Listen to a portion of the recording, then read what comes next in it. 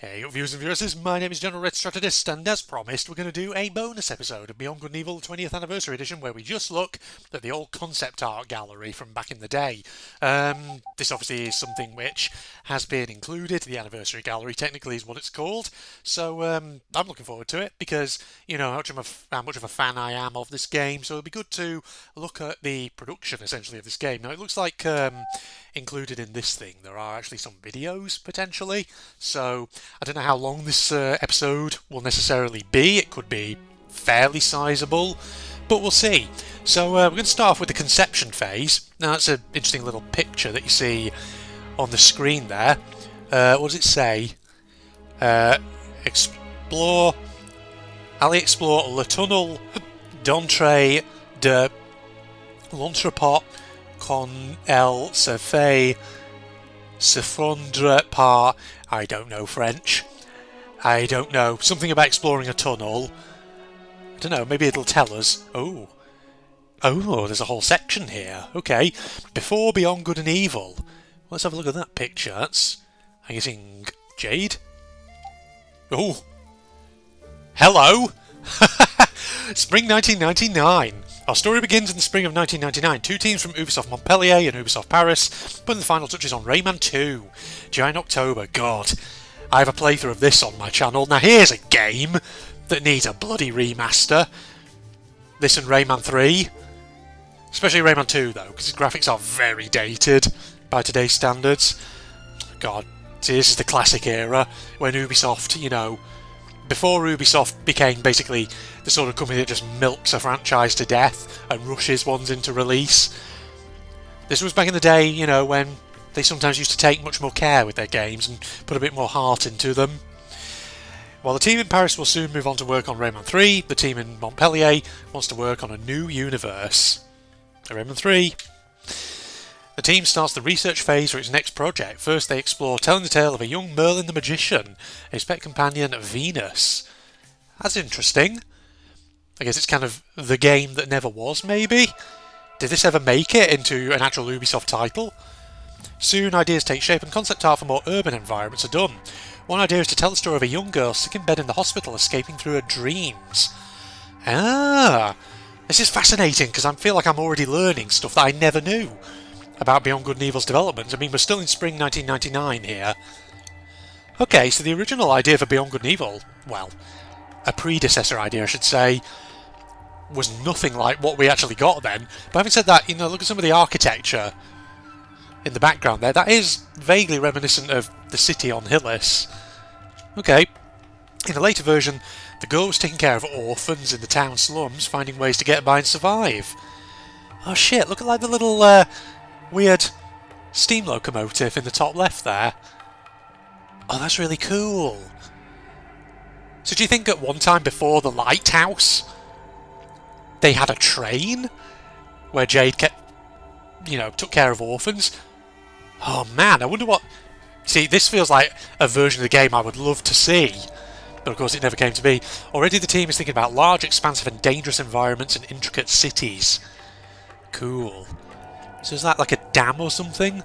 That building on the images on the left? Oh, so cool. In these surrounding deserts, we find all sorts of mishmashed encampments to explore. Okay. So maybe at one time, before Hillis really took shape, it was meant to be a desert planet with lots of little weird, like, bric-a-brac, rickety, makeshift settlements, maybe. Almost a bit kind of like a Fallout game, except maybe just on a different planet or in a different fantasized world. The heroine will be able to trade with different merchants. She would have to infiltrate a religious cult. Oh. So I wonder what point it changed to sort of like a sci-fi on another planet against aliens. As the research progresses, environments get a more modern and cyberpunk influence, and spaceships begin making their appearance. Okay, so here's the kind of transition towards a sci-fi setting then, I guess.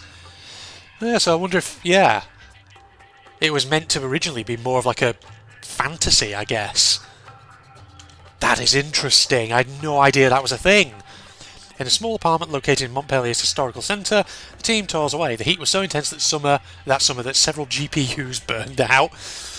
Wow. Okay, so that's before Beyond Good and Evil, reaching for the moon. Soon the team starts looking up to the stars. What if they could build an adventure game, not with only a few levels to complete, but with several planets to explore? Okay, so this is probably, yeah, this is summer 1999, so it's a few months on from before. You see, this is interesting, because I feel like I have read somewhere that Michel Ancel, in the original plan for Beyond Good and Evil, did have the idea of having several planets rather than just Hillis. Whereas obviously in the final game we had Hillis and then the moon. So probably it's scaled back during the development. Okay. From the get-go, the ambition is enormous, especially at that time. The idea is to give an experience of freedom and discovery on the ground, in space, and even underwater. Damn. So you see, we did get, obviously, on the ground and on the ocean surface, but we didn't get underwater. And we only got, like, a sort of very slimmed-down version of space. I mean, then again, I can understand why they would slim it down, because again, this is the late 90s, early 2000s. The hardware probably just wasn't there to really be able to achieve this, I would imagine. You see, this is the kind of concept that I think only now, probably, in the 2020s, would you be able to do it justice. And I have a feeling that's probably what they're trying to do with Beyond Good and Evil 2. Something like that. Fully living and functional cities would exist with their own inhabitants, shops and traffic lines. Prototypes for realistic traffic simulations start being developed. Yeah, this is real ambitious, this is. But again, that's interesting sort of architecture. Because some of that looks more, I don't know, like a Middle Eastern sort of city, some of it. But with the odd sort of more East Asian influence, like these banners and lanterns over here. Interesting. As usual with the projects from the team in Montpellier, the Mediterranean influence... Okay, it's actually, yeah, Mediterranean. I was thinking sort of... I said Middle East, I was thinking probably more like North African. So yeah, kind of Mediterranean. Mediterranean influence is clearly present in the architecture and overall mood. Yeah, it is. Military bases will give opportunities for combat and infiltration, even though the team is already thinking of ways to provide interesting gameplay beyond simple violence. See, that's an interesting looking complex. That's a structure that never actually made it into the full game, but I wonder if they ever had the idea of having sort of like an Alpha Section base or something that may have been shaped like that, I don't know. Something along those lines. Okay, so that's that bit. A new engine. Oh, that, that face looks familiar, doesn't it? That's from friggin' Rayman 2, that is. Right, a new engine. In parallel to the conception of the universe, this is in autumn 1999, programmers developed the technology that would allow them to create these large and open worlds. The Jade engine was born. Interesting. It's interesting that they use an image of a mask that was in Rayman 2. The Jade engine was fully integrated, allowing developers to create assets directly in engine and see their changes being updated in real time, a massive leap forward for the time. Oh, this is so cool. I love sometimes peering into concept art and things about the development of games. You see, I've mentioned before here on the channel how I'd love to do maybe some more discussion-based content that looks at things like old beta content or screenshots and details of old beta content for games I've played, like the Rayman games, for instance, or content that was cut from the final versions of them, because there's a lot of interesting stuff out there. The Jade engine could do it all. It even featured a snake minigame for the calmer hours of the day, and a secret button would send a programmer to bring you a cup of coffee. Well, nice to see they had the important stuff there. After Beyond Good and Evil, the Jade engine would evolve and be used for a number of big franchises at Ubisoft. Some parts of it can still be found in today's engines. Okay, so that's 2003 and beyond. That's the original Jade model. Right, a gang of exterminators. Oh, this is actual video? Story-wise, the team starts creating the Gang of the Exterminators, a ragtag family that specialises in removing vermin from infested places. Sorry, I'm not quite looking at the visuals because I'm trying to read the text. Oh, look at this like storyboard action. In this animated storyboard, we can already see key elements of the future experience. Spaceship enters orbit and flies across vast oceans and intriguing landscapes. Oh, this is so cool. Seeing the original concept. So I guess at one point Jade wasn't supposed to be like a photojournalist. She and Paige were just meant to be like, basically, I suppose, interplanetary pest controllers, kind of. Something like that. Back then, the heroine was called Sally, and she was accompanied by her brother Nino and her adoptive uncle Paige, a pig hybrid. Interesting. So Nino was originally going to have a more central role, because obviously we have Nino the character in this game, one of the Iris members, and he kind of, yeah, sort of looks a bit like the actual Nino with the bandana and the spiky hair. So this was in fall 1999 still. Oh, so what's next? Here's an early look at concept art for Nino and a very peculiar looking Paige. Yes, he has a friggin' cigar in his mouth. Oh, cool.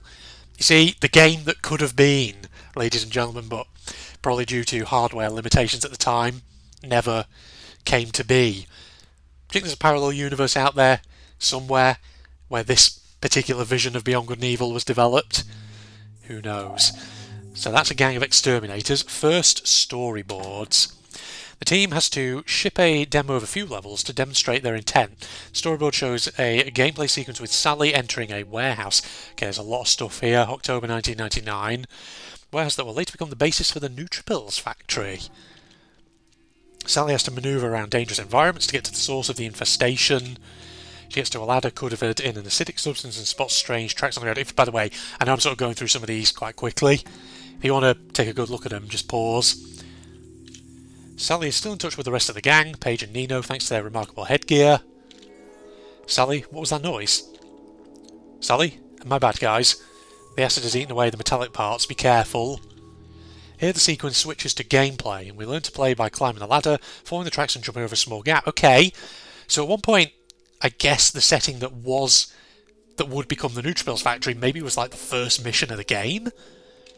Interesting. The second jump requires some momentum before we get to sliding down a chain, spotting some more shrimp-like tracks. While the camera moves around, you get to meet some rats for the first time. They'll remain in all versions of the game up until the final release, okay? So the rats that you see at various points of the game, they were in it from a very early stage, I guess. Short platforming section in which Sally needs to jump down from crate to crate. Okay, more jumping. Sally picks up some of the substance on the ground. These are fresh, 10 minutes max. Sally comes up on a carcass when we're about to... Is that the... That's not the cow carcass, is it? From the cold storage room in the Nutripills factory? That looks like that. Holy shit, so I wonder if... Because that cold storage room in the game is always kind of weird. Because it has that cow carcass that you can't actually photograph, even though it feels like a distinct species that you should be able to. I guess that was left over from a really old version of the game, then, I imagine. More rats get to the carcass, one comes out of the mouth, another one through a nostril. Yeah, it's definitely the cow carcass. Sally tries to get down unnoticed, but she's spotted and panic ensues. The rats are fleeing through a tunnel at the back of the room. Sally moves toward the tunnel and gets her weapon out. The noise is getting louder. Rats are fleeing back towards Sally. We can hear the shrimp getting closer. As the creature gets closer, a crate falls down on a rat. We finally get a good look at the boss. Its 3D model animations will be used in the final game for the Astakus erectus, a small and harmless animal. Yeah, I was about to say, that looks very familiar. So this is another thing that was actually in the game from a very early point, by the looks of it. Oh, so cool. And now for the real thing. After a successful presentation of the demo, the team gets the go-ahead to refine their concept. So this is spring 2000. It starts with a nearly definitive look for the exterior of the factory. Yeah, that does look very similar to how the final thing turned out. Obviously, in the final thing, it had sort of like twin parallel platforms rather than one big one extending out into the air. Oh, that's so cool. The building's striking silhouette remains in the final game. An evolution of the look for the factory's interior with something that looks a lot like the final elevator room. It does. It does, that one on the left. Damn. The military starts appearing in concept art and sketches, providing a more realistic antagonist to Sally and the player. Okay. So before they were the alpha sections, they were just the military. Okay. Sally's actions become better defined as well, primarily via platforming, of course.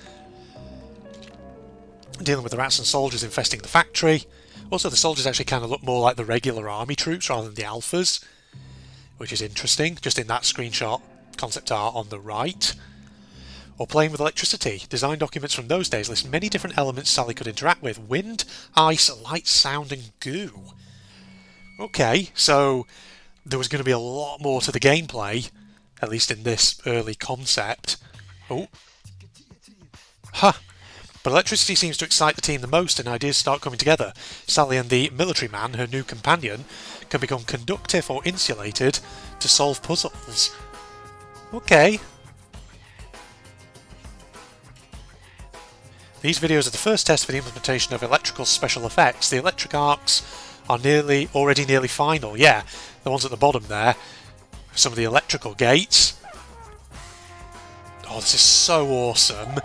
I'm so glad they included this. Right, that's just the conception phase. We've got all this to get through yet, so this could be a very big video. Pre-production phase. The story evolves. A few months later, the team moves into a new building, the Villa, a large house in the southern style. The team needs to deliver a vertical slice, a section of the game in near final quality, to validate the experience. Oof. The story gets a major upgrade, with new storyboards and synopsis seemingly every day. The team wants to deliver a more mature and emotional experience. Companionship is at the centre of both story and gameplay. At this stage, it's even planned for Sally to get 4 to 5 different sidekicks through our adventure. So you can see Paige in like an early beta design. It's a shame they didn't have a skin of that for Paige in this version of it, or a skin like that for Jade or Sally, originally as she was called. But you see the military man companion, aka what would become Double H, is actually looking not far from what he actually turned out like. I'm so curious, who would have been the other 2 or 3 companions then? Possibly Nino again, maybe? But for now, the focus is on the factory level, where Sally and Paige need to fix the elevator before getting split up, and Sally stumbles upon a dark crystal torturing a poor soldier. What presumably becomes the torture chamber for Double H. And thanks to a new Dom's glove... Dom's glove? That's interesting. I wonder where the name Doms comes from. At this point, did they have the concept for the aliens? Thanks to the new glove, Sally can free the poor military man who was already called Double H, so he was called Double H at this stage. The Iris Neck was called the Spoon back then. Okay, I think I understand why they changed that, but yeah. So did they already at this point have an idea of what the story was going to be with the Doms and everything? Okay, this is January 2001. Later on, she witnesses her dear Uncle Paige being carried away by the military forces. She's powerless to do anything about it. And Sally gets to Paige's gear while he gets packed up. Finally, Sally notices a Naj priest, the old name for the Doms. Okay, manipulating a soldier who then throws a dark crystal at her and starts the boss fight. So I guess they did have kind of an idea of sort of the story being a military that was controlled by an alien force, kind of. Luckily, Double H comes to the rescue. We can see through this entire section how close the scenario for the factory is to being final already, even at this early stage. Yes.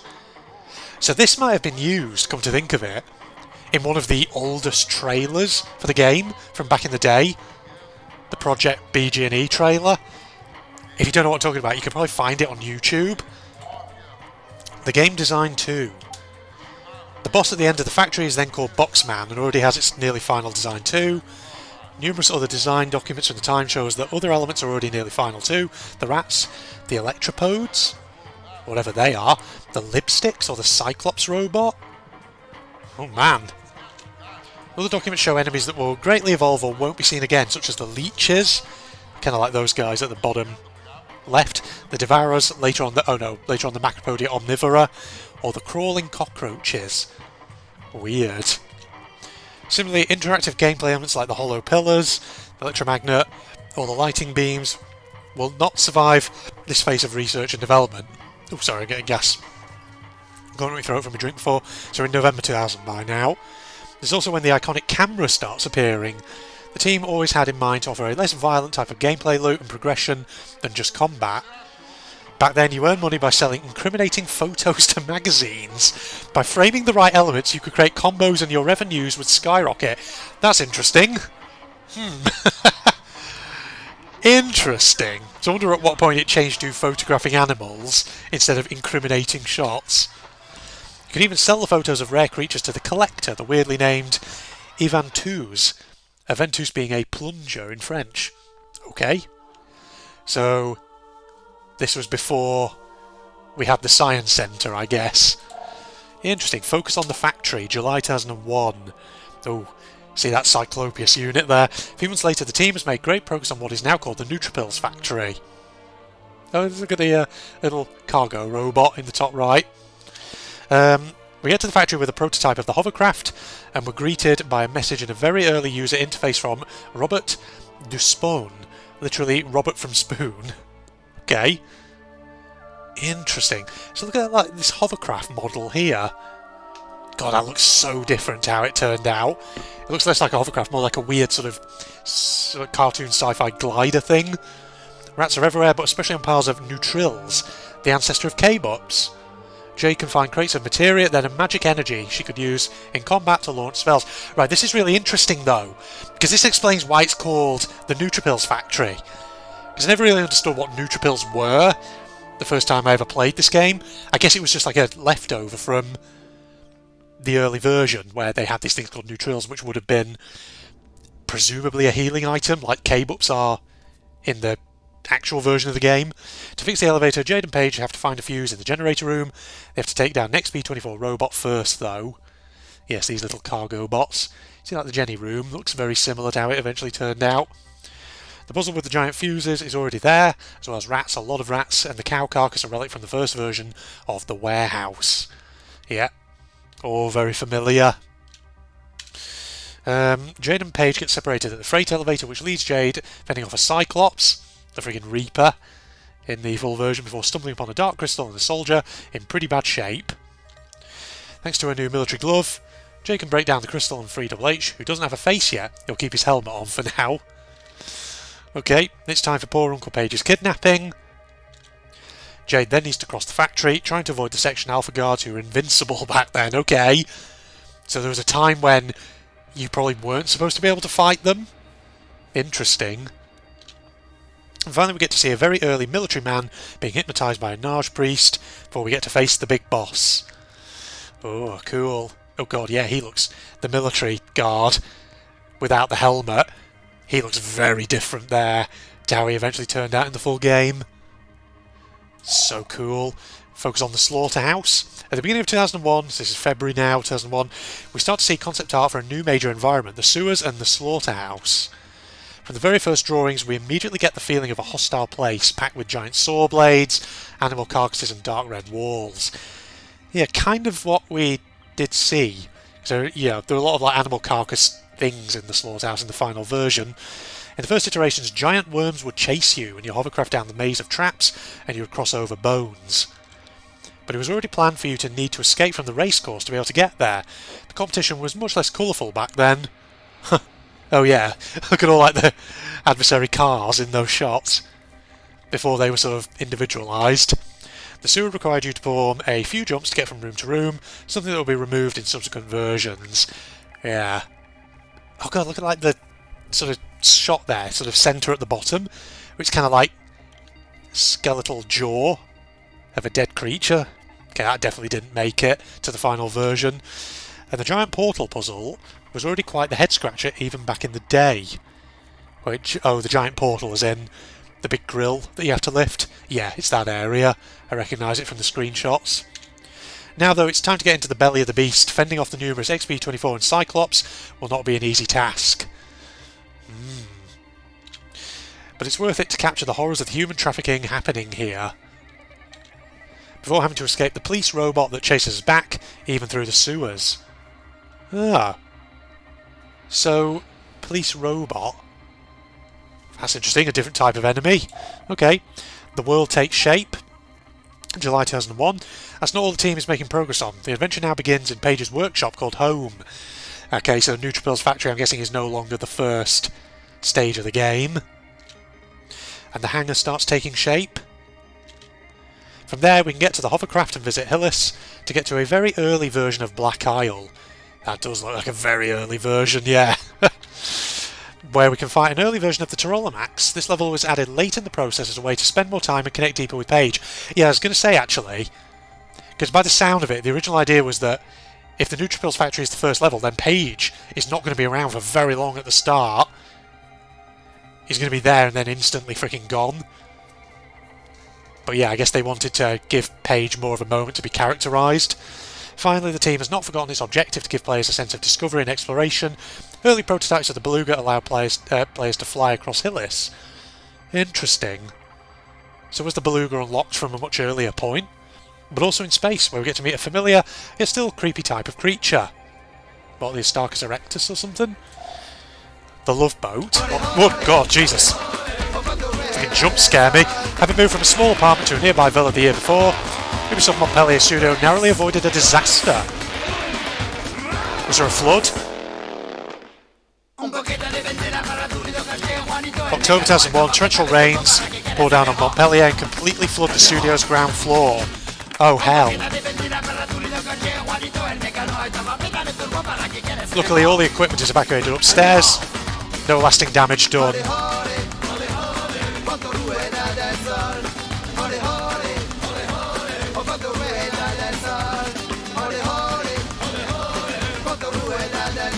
Wow.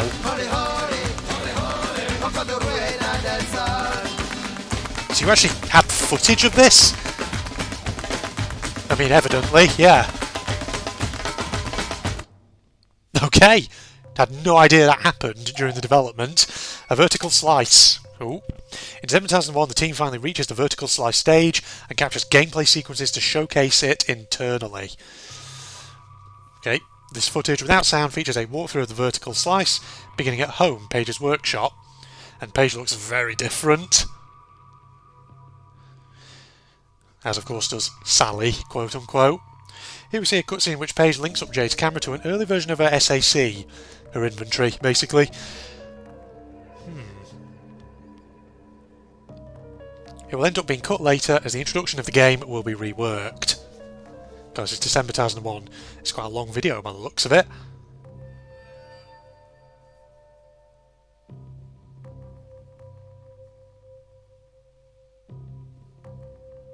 It's interesting to note that some elements like this cutscene will change very little. Yeah, that is broadly similar to how the actual cutscene goes. Hovercraft also gets a brand new look since July. Yeah, it looks much more akin to its actual design. Second part of the vertical slice takes place on Black Isle, where we first encounter a pack of Polinaruses. Page waving with his pliers. Perfect opportunity to showcase some hand-to-hand combat. No Daijo in sight. Yeah, no staff. Yeah, this was like the Project BG&E trailer from back in the day. Polinarus also breathes a dangerous poisonous gas for which some oxy pills were planned at some point. Yeah, because in the original Project BG&E trailer, Jade has no staff. She literally attacks with her feet, like karate kicking. Oh, here's the big anemones. Graphically, the team has made a lot of progress on the Black Isle environments, especially since that location was added quite late in production.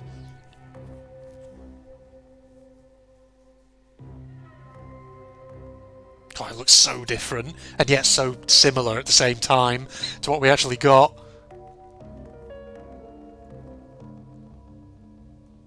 Page running in place down there.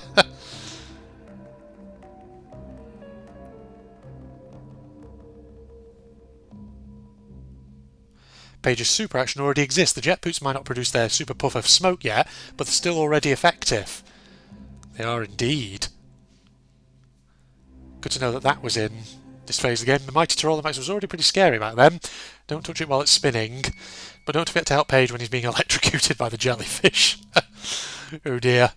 Don't forget to help Page when he's being... Oh, sorry, that's the same text.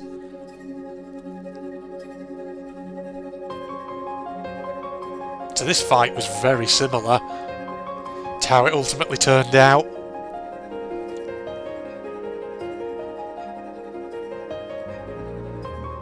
We now get to the factory where that darn elevator appears to be fixed for once.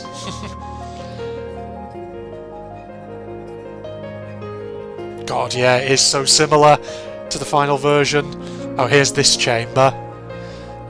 We're assuming... Yeah, because in the final version here you get the photo of the, the X-ray machine.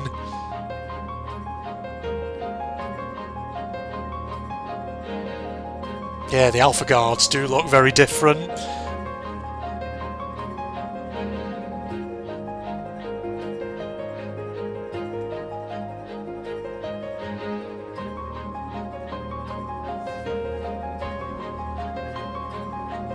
Yeah, you see the guards have no air tanks. None of their vulnerable points. Kidnapping of Uncle Page was already soul-crushing even back then.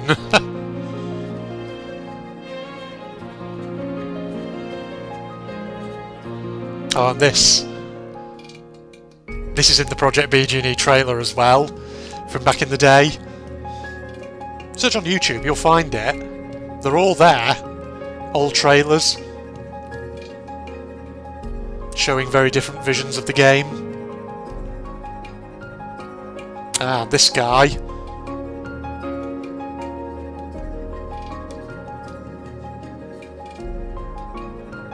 Oh, and that's that. A Vertical Slice first internal trailer. Ooh. Thanks to the gameplay recorded for the Vertical Slice, the team is able to edit a short internal hype trailer.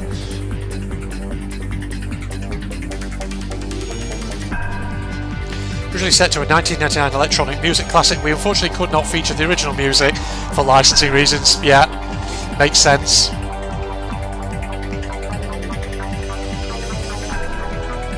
But we can still admire the progress that was made on all the different levels and gameplay mechanics.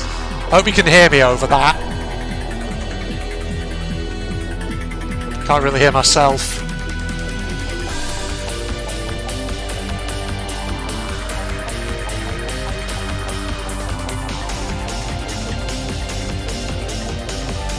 December 2001. On top of the previous footage, we can see here early prototypes of the open world, combat against the flying snake, and even dogfighting in orbit. Ah! Wow!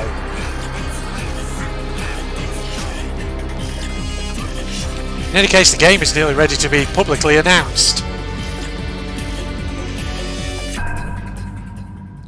God, we could have had orbital dogfighting in the game. Oh, why did they cut that out?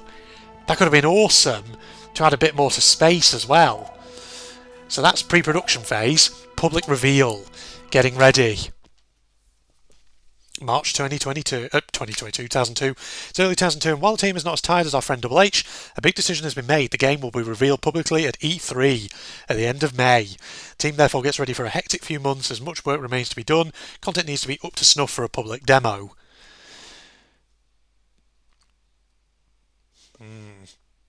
On Black Isle, the new cutscene provides Page with his favourite Bronco D53.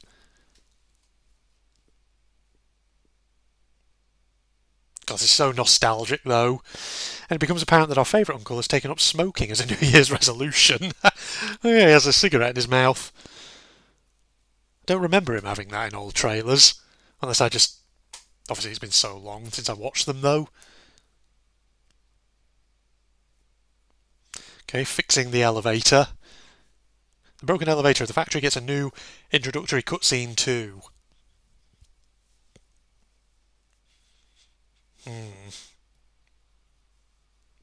Wow. I know I'm not saying much, just letting it play out, even though it is silent.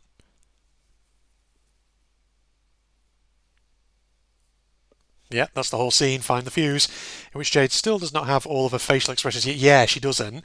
Her face is kind of very blank in a lot of it. Oh.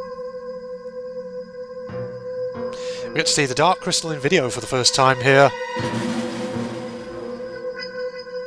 So I guess at that point it wasn't actually a monster torturing Double H. The music playing here is one from the same time frame called Stress. It will not feature in the final game.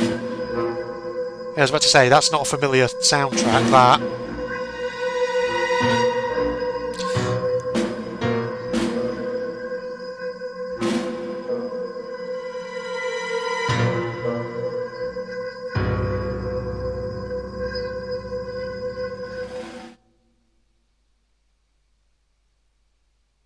There's a gameplay sequence that ended up being cut in the slaughterhouse. Oh.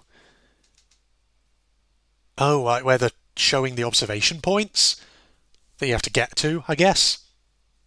Finally, the first interactions with the terrible Crowshacks have been added, much to the misfortune of our companions. Of course. Yeah, they look a bit less detailed, don't they? In that version, wow. March 20... I keep saying 2022, 2002 even. Nearly there. Oh, God, we've got about 3 videos or something here, but looks a bit. April, only a few more weeks to go. The work on cutscenes is ongoing, like here on Black Isle. Still got his cigarette in his mouth. Okay. Oh, standing on the Palinorous's.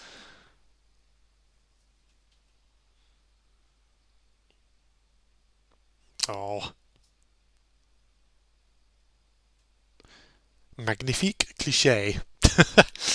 Mr. de Castellac reconnaît que vous avez mené cette... something or other. It's going too fast for me to really read. So I guess maybe it was... oh gosh, frame rate stuttering. I don't know if that's actually the game or if that's actually the video. Who knows? But, and we even get versions with temporary music and voices. Don't mind the Bug Tyrolimax dying here. Oh yeah. Oh.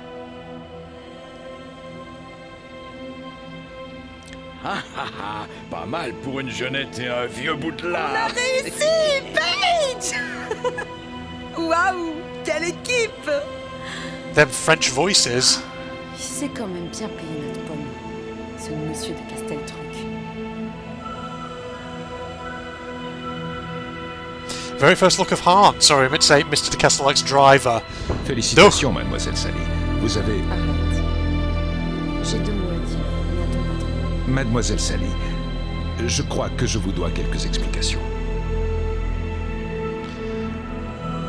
The whole car falls away, does it? Unlike in the final version where the roof just opens.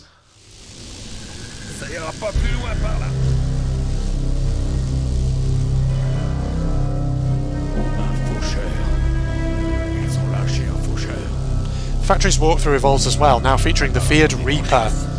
Il doit se balader dans les conduits. Sally, ça devient trop dangereux. Pense aux gosses, ils ont besoin de nous.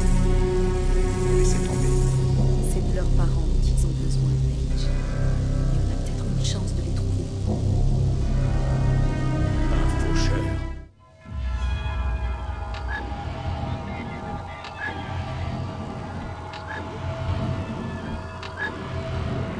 And Double Edge finally gets his face in April 2002. Ça va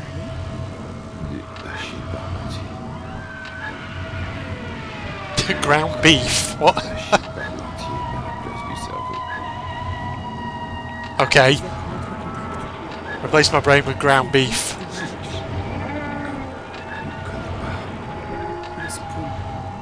Ça vous dit quelque chose? Écoutez, mademoiselle Le Spoon. The spoon. Je m'appelle Sally. Et je ne sais pas du tout comment on va pouvoir sortir d'ici. De ce côté-là, je pense pouvoir vous être utile. Alors c'est bien vous, WH? WH, triple Z. C'est vous qui voyez, je peux pas vous dire. Moi, je vois plus qu'une seule chose. 10 minutes de plus et j'y passais pour de bon. Je vous dois la vie. Désormais, vous pouvez compter sur moi, mademoiselle Le Spoon. The spoon. Sally. Je m'appelle Sally. À votre service, mademoiselle Sally Le Spoon.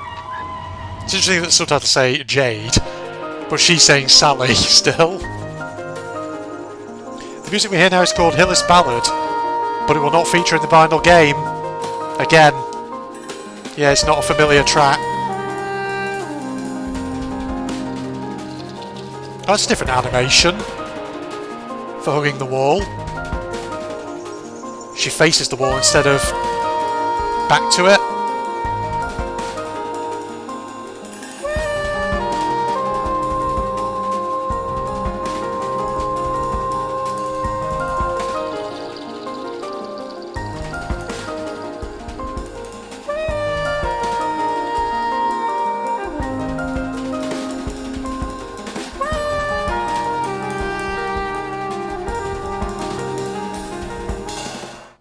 Wow. Well, some pictures now. We saw the very first version of Han in the previous video, but it's far from being the last. His character will get quite a lot of iteration during development. That's interesting, that one on the right. in the bottom, because that's the fucking NPC who's the taxi driver, who you just see sometimes walking around Hillis, Rob or whatever he's called. I guess eventually they maybe just kept that model and just made it an NPC. This early version of the Reaper had quite a pale complexion. The model itself, however, was pretty much nailed from the get-go, yeah. God, looking at time here, I may have to record this whole episode in several recording sessions between Good and Evil. Okay, the month of April is rich in new updates to the game. Here we explore more of Hillis with the hovercrafted environments we will not see in the future. Yeah. Like, what is that one at the bottom right there? A dome or something. The exterior of the lighthouse takes shape as well, including its small inhabitants. The prototype versions of the Orphans did not include animal hybrids yet. Oh, so they were all human. Interesting. Here is a look at some of the concept art that were done for the Orphans and the different kids we could encounter during the game. Oh my gosh. There's like a little clown kid in the top right. Well, there's Pablo. He's been pretty consistent. And these guys over here in the bottom, well, some of them in the bottom left, like Fen, Zaza, Umi, Kip. But this kid here with the weird headphones, I don't remember that one. That must have been one that was eventually cut. The lighthouse also gets its first interior as well. We can see that Rayman's training, oh yeah, was all the rage on TV back then. They just put a Rayman image on there for some reason. Well, there was a Rayman reference in the actual game, the friggin' mosquito. We see here the first version of Ming-Su's with our favourite walrus hybrid already behind the counter. Also, friggin' Jay's design, that's the old Sally design, the one we had a skin for in the game, I just realised. When did that appear? At this point, by the looks of it. Okay. Where are we? While the epic chase sequence leading us to the slaughterhouse takes shape. Very first aircraft and flying machines start populating the skies of Hillis, a very important element to make the world feel alive. Indeed. So they're very similar to, yeah, the full version of the game. The Beluga allows us to discover more of Hillis from above, with early versions of the volcano, the city, and also a satellite in orbit. That satellite, bottom right, looks a lot like what was used for the transmitter on the moon. Interesting. Wow. The user interface also gets touched up with the introduction of the iconic handmade font and the famous circular menu that will set the game apart from its peers. Finally, we have screenshots of a mysterious room, an art gallery. The giant statue that Jade climbs is one of its pieces, and the collector Ivan Tuz seems to be managing the place. Okay, so I guess instead of getting an M-disc at the end with all of your photographs, you could go to an actual location. Interesting. E3 2002 visuals. Still April 2002. Battle Stations Everon, it's mid-April and the team needs to produce the communication assets in less than a month for E3. First with the key art here and its different iterations. Indeed. Then a gigantic 22 metre long, 6 metre high banner to decorate the project's area of the Ubisoft booth. Wow. Early May, several different tests are done on a render of Jade to complete the game's press kit. Project gets its first temporary name and logo. Back then, BG&E stood for Between Good and Evil, not the Beyond we have today. Interesting. I actually never knew that. I never realised that was actually the earliest working title for it. I always thought Project BG&E, it was always Project Beyond Good and Evil. Finally, a selection of beautiful screenshots allows us to appreciate how far the game has come until then, and there is still a lot more to come. I mean, most of it looks fairly similar to things we had in the final version, maybe with the exception of the satellite in orbit of the planet. Wow. That's so cool. E3 2002 videos. Hello, hello, hello. Have we got some trailers or something? On the video front... Oh, God. Hillians, war has reared its ugly head on your planet. With help from those traitors from Spoon, the enemy, DOMs, have broken through our protective borders and infiltrated your city. Each and every day, they stab you in the back. A friend, a brother, a son. Enough is enough. Unite our forces. Join the Alpha Sections, and together we will overcome.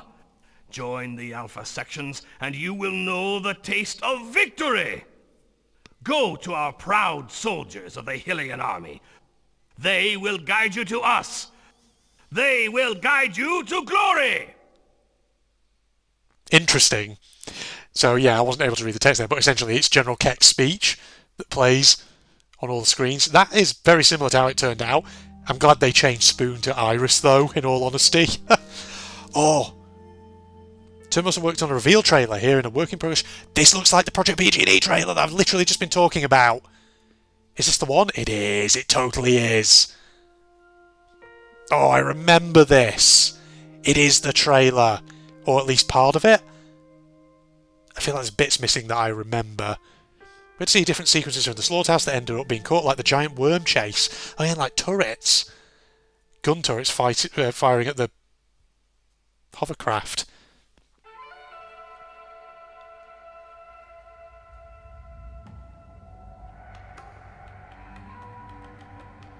Old Reaper. Okay, maybe this isn't the Project BG&E trailer that I'm thinking of, but it's a very similar one. It has a lot of the same elements. Unless I'm just misremembering, because that could be it. Admittedly, it's been so many years since I watched any of the old Beyond Good and Evil trailers from back in the day.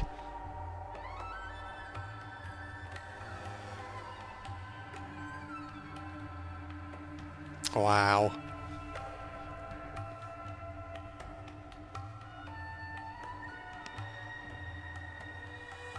Seems even from a very early version with the Cyclopeus robots, they had the idea of them being invincible and you had to knock them into an electrical gate to destroy them.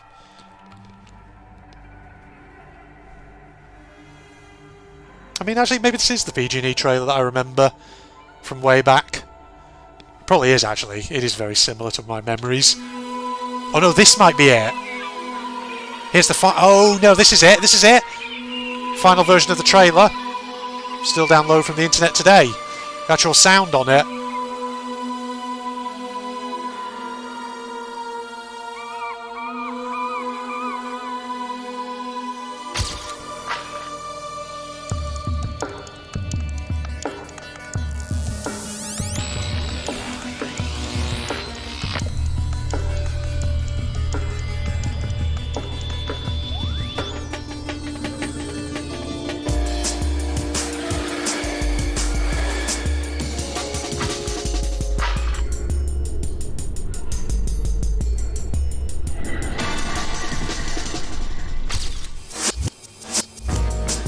Yeah, this is the one. It is this trailer.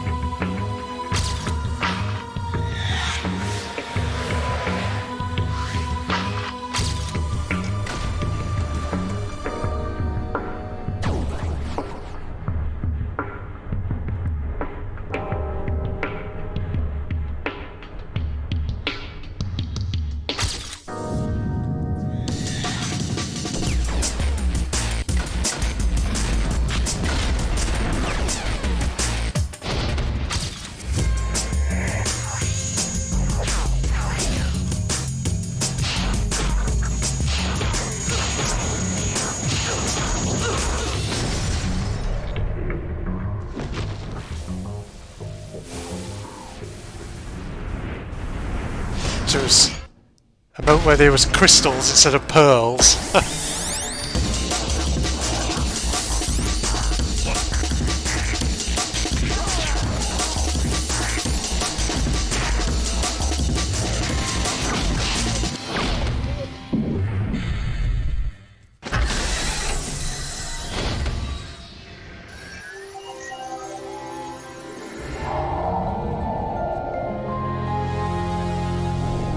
That was exactly the trailer I was remembering. See, my memory wasn't faulty. Oh, that's such a nostalgia trip, though. It's what a lot of this is going to be. Wow. E3 2002 feedback. May 16th, 2002. We're in May, of course, now. Ubisoft sends out a press release to officially announce Project BG&E, alongside a few screenshots and the promise of a world with no bounds. I mean, yeah, that's promising a lot, that is. From May 22nd to May 26th, a few members of the team go to Los Angeles to attend E3 and present the game to journalists from all over the world. Man, E3 2002. God, there's probably still videos of that floating around the internet.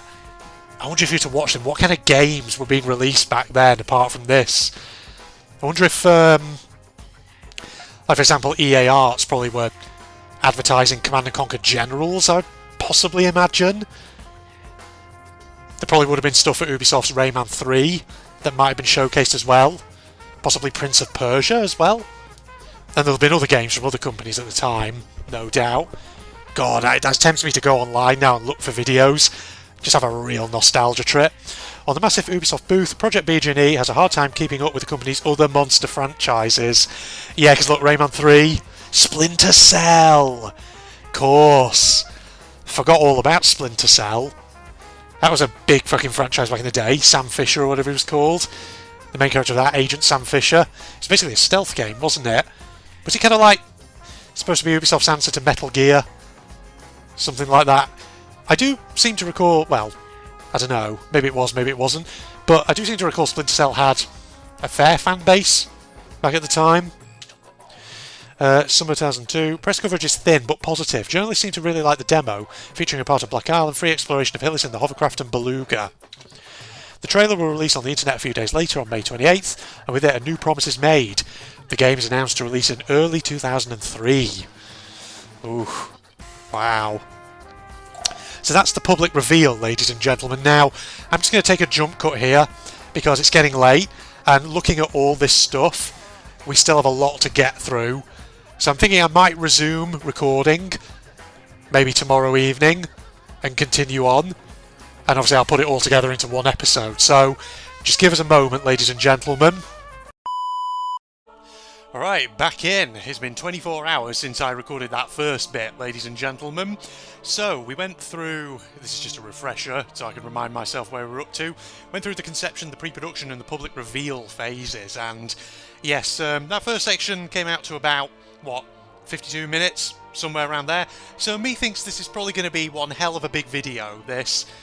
Well in excess of an hour, at the very least. But, God, it's been fascinating, though. So what we've seen so far is basically what the game originally was going to be in its earliest conceptions, and how that was modified into what we eventually got, up until we get to the point of like E3 2002, when the game was publicly revealed, and as you know, at that point still wasn't quite identical to how it was now. Okay, let's go on to the production phase then, ladies and gentlemen. Oh, Story of the Doms. Oh my god. What is that thing that looks like some sort of very strange looking Wallace and Gromit character? Is this what the Doms were originally going to look like? Let's see. With the game now in production and a tentative release date looming, it is time to make some tough choices. Two important elements will soon disappear: toil and the Narge. Now what the hell is toil? That's a good question. A story recap tells us that the Doms were not always the evil entity that we know now. Now know even.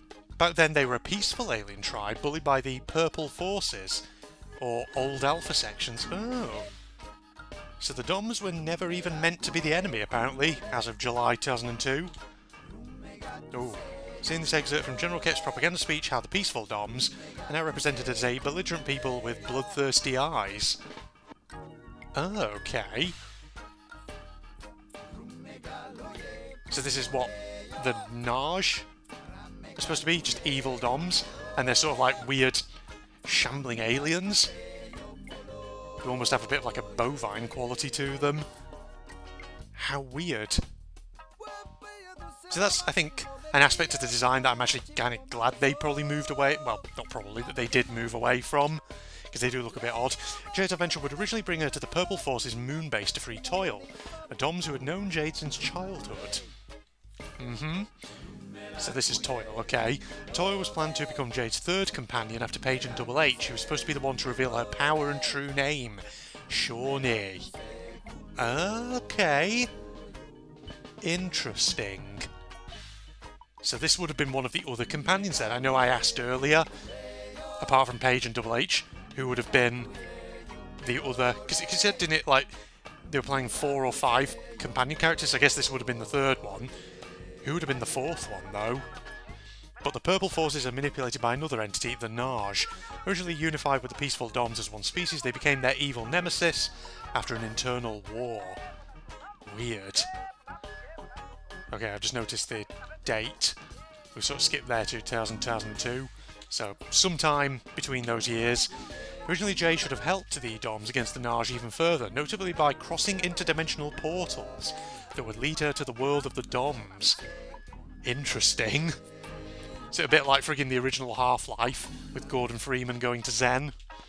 The Dom's world concept art showcases organic alien environments, from the dense exotic jungles to enchanting mineral caves. Man, think of the game that could have been. Maybe is in a parallel universe. All populated by the peaceful tribe of the Doms, who would teach Jade their powers and wisdom. So that's interesting. I wonder then at what point, which we'll probably get to in a second, they decided to change things up, and they completely changed the Dom's conception and design to be more of these kind of more freakish looking alien monsters. Design documents describe different kinds of experiences the player might encounter while on the Dom's planet, like dealing with dangerous insects and plants. Okay. Don't step on the Doms' food supply, otherwise Jade might end up covered in a very sticky substance, and a flashlight could have helped against some of the more exotic foes. Okay, so they were even planning a torch mechanic at one point.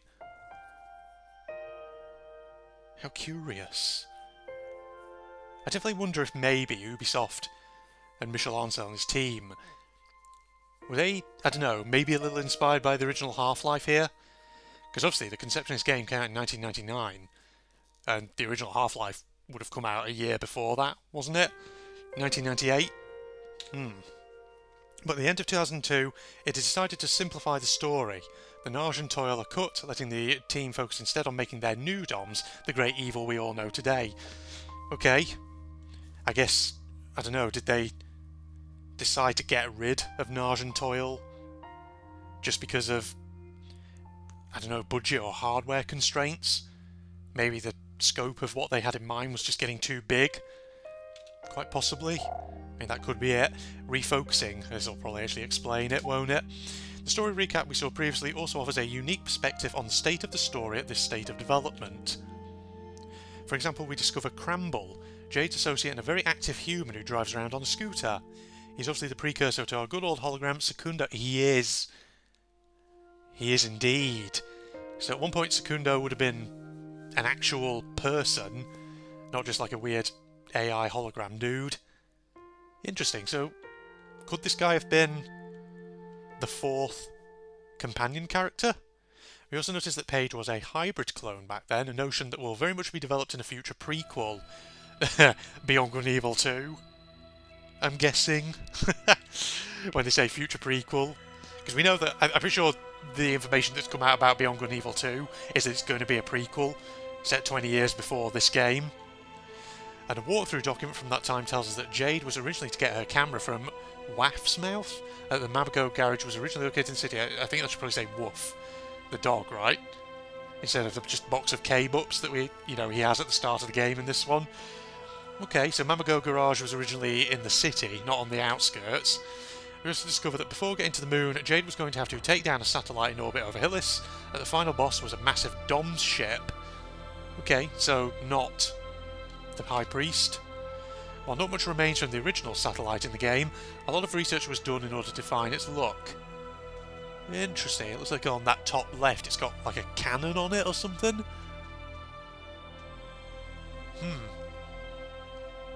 Oh, this is so cool. Some more images of it there. See, I was wondering, was it going to basically look like the same transmitter satellite that you see on Selene, on the moon, in the actual game? Selene, how you pronounce it. But I don't know, maybe they were going to redesign it. Unless it was never the intention to make that the satellite in the first place, but who knows. Though some architectural elements will remain in the game's final sequences, or maybe they will. Because there are things in there that look vaguely similar. the stuff that's in the final game in that transmitter satellite. Oh, July 2002. What's this video? It tells a story barely a few weeks after a first synopsis was written. An animated storyboard for a new introduction has already been prototyped. This. I guess the original version of the start of the game. She does Tai Chi and lowers her arms, and then bad shit happens. It's interesting how... Ah, okay. So to say, you remember the start of the game when this happens? How, of course, it's like there's an explosion in the sky, isn't there? And there's like a big vortex. But in this one, it looked like it was going to be different. It was just the sky was going to go dark. And how curious.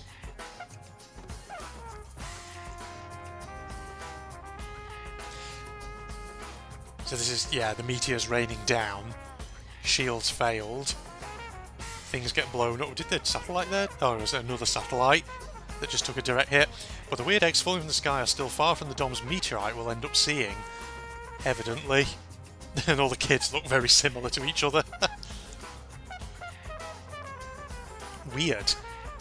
So they look like a bit like... I suppose maybe they might have been a little bit inspired by the eggs from the Alien movie. Progress is being made as the final structure of the stories takes shape, though more content will end up being cut. Such as characters we will never meet, a mother, organiser of the hovercraft races, and her lobotomised sons, or the smuggler, all part of the slaughterhouse levels. What? What? So a mother with a load of lobotomised sons? That's so weird. I mean, I can see why that was cut, because that's a set of characters who feel like they're going to be kind of tangential. And what would have been the smuggler's role at the slaughterhouse stuff? Well, actually all part of the slaughterhouse levels, it says. Yeah, I guess they just would have been unnecessary, tangential, not really important, hence why they were cut. Story... Oh, right, I just reached the end there. So that was December 2002. Okay. A tour of Hillis. Let's indeed one up. It's finally time for the Mamago family to come to their own. The garage is being iterated on throughout the end of the year, alongside its endearing musical signature. October 2002. Okay, I might be competing with the vocals a bit here.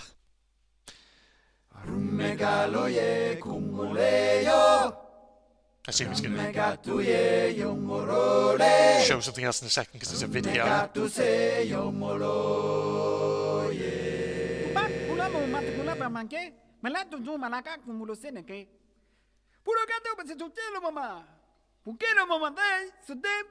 Maybe it's just this set of images then.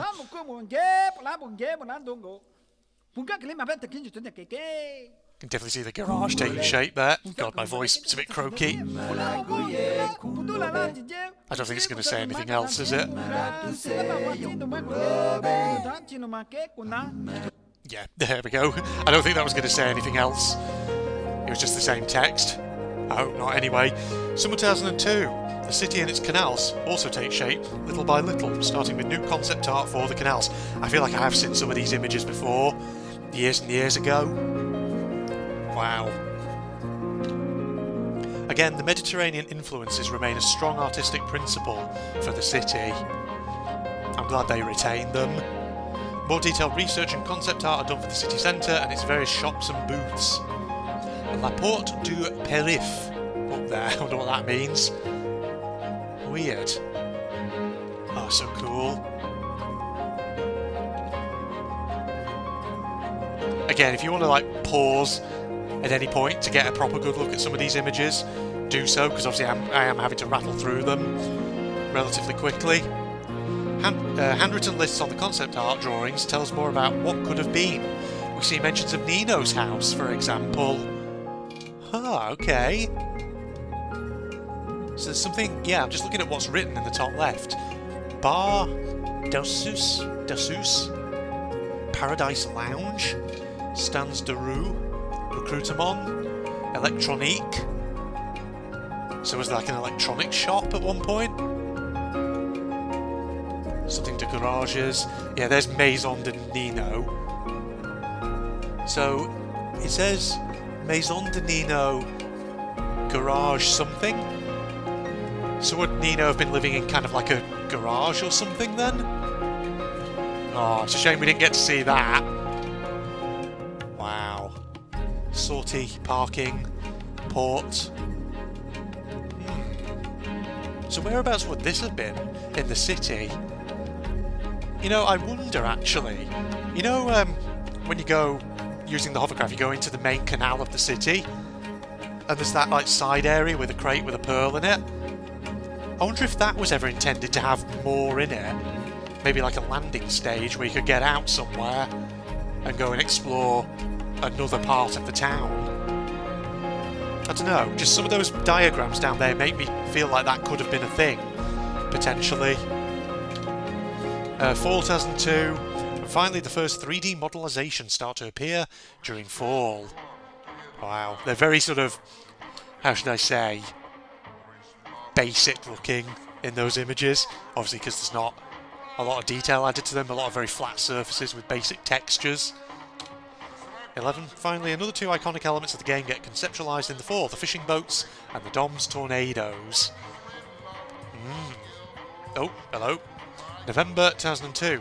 All aboard the USS Hovercraft. In this 10-minute long gameplay footage dated November 22nd even, we get a good look at Hillis from the sea. Fishing boats are quite big, aren't they? The boats are present in navigating, and we can see occurrences of the first versions of Dom's attacks from the sky, happening randomly throughout the day. Interesting. Oh wow, like, oh, can I pause that? I can't. I was about to say, can you just see over on the left there, the layout of the world? It definitely looks completely different. Like, is that the slaughterhouse over there? Because this looks more like this entrance where the lighthouse shelter would not. Yeah, there it is. Definitely feels like, yeah, the slaughterhouse has moved position. We can interact with flowing water with real-time reflections under a continuous day and night cycle without loading and on a very large map. Truly a pioneering set of innovation. Yes, look at the layout of the world's different. Like, there's a freaking windmill there. There definitely wasn't one of those there at that particular point of the map in the main game. Yeah, definitely it looks like the slaughterhouse at some point was moved about in the world. Because look, it's like right over there. You can see it in the distance. That silhouette. Interesting. So I wonder why they moved it. Maybe they just felt it made more sense to put it at a slightly different location of the map. Okay, this looks like it might be quite a long video. See, obviously like a few more windmills, things like that. There's the Mamago Garage, by the looks of it. Sort of wrench sign spinning above. Windmills up there. The shoreline that we're facing directly ahead towards there definitely looks like that was probably reworked. Because it looks a bit different. Oh god, that hovercraft is bobbing like crazy in the water. I guess maybe they were still perfecting the water physics at this stage. So it doesn't look like you're going right down. It is fascinating though that at one point they were planning to have sort of underwater exploration as a thing as well. God, imagine the things you could have added to Hillis if that had indeed been a... Oh, okay, we've disappeared entirely underwater. Yeah, my guess is that at this point in development the hovercraft mechanics maybe still were a bit glitchy. Unless... No? Oh no, was it from a first-person perspective? It must have been from first person. There's the Neutrophils factory over there. Again, there's like buildings out here beyond Black Isle. Yes, things were different then.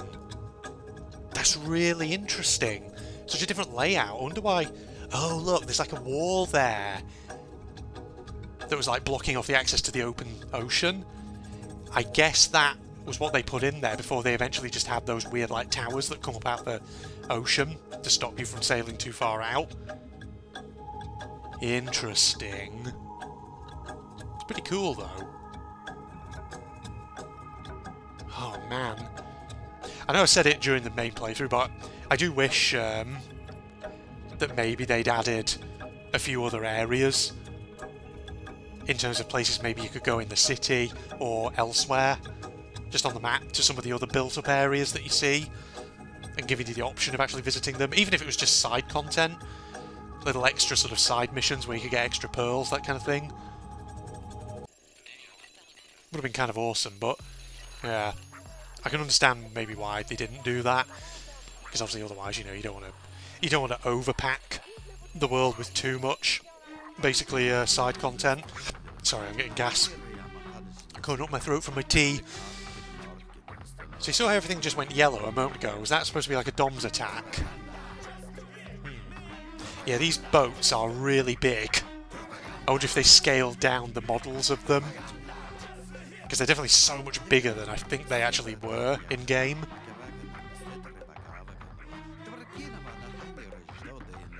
We are going to watch this whole thing, ladies and gentlemen. It's probably going to show us more of the world in terms of what they had designed. Wow. Little buildings over there. It does look interesting how some of the windmills and like the little houses on the shorelines definitely feel like they were kept right through to the final version. And what's that there?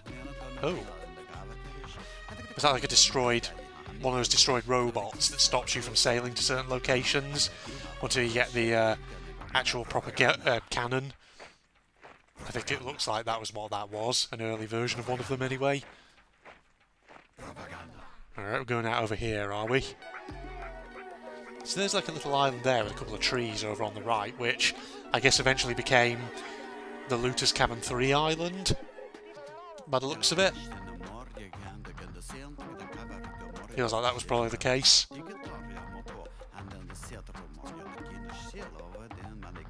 Wow.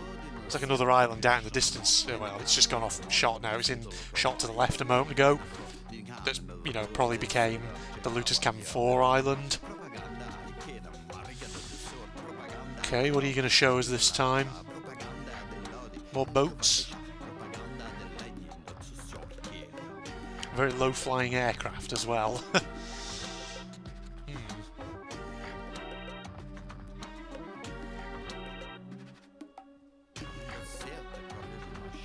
Wow. I mean, the thing is, we're only halfway through this little video reel here. Is there anything different they're going to show us now? Are we going into Mamago maybe, or somewhere else? No, it looks like we're going past Mamago's towards something else, or maybe not. I guess it's just showcasing more of the boats and things. Île Noire, Port Sud, so that's Southport. Chez nous. Yes, you can hear me butchering a bit of French. Alright, we're sailing off over here. It's amazing to think that even at this early stage, just how much they populated the in-game world.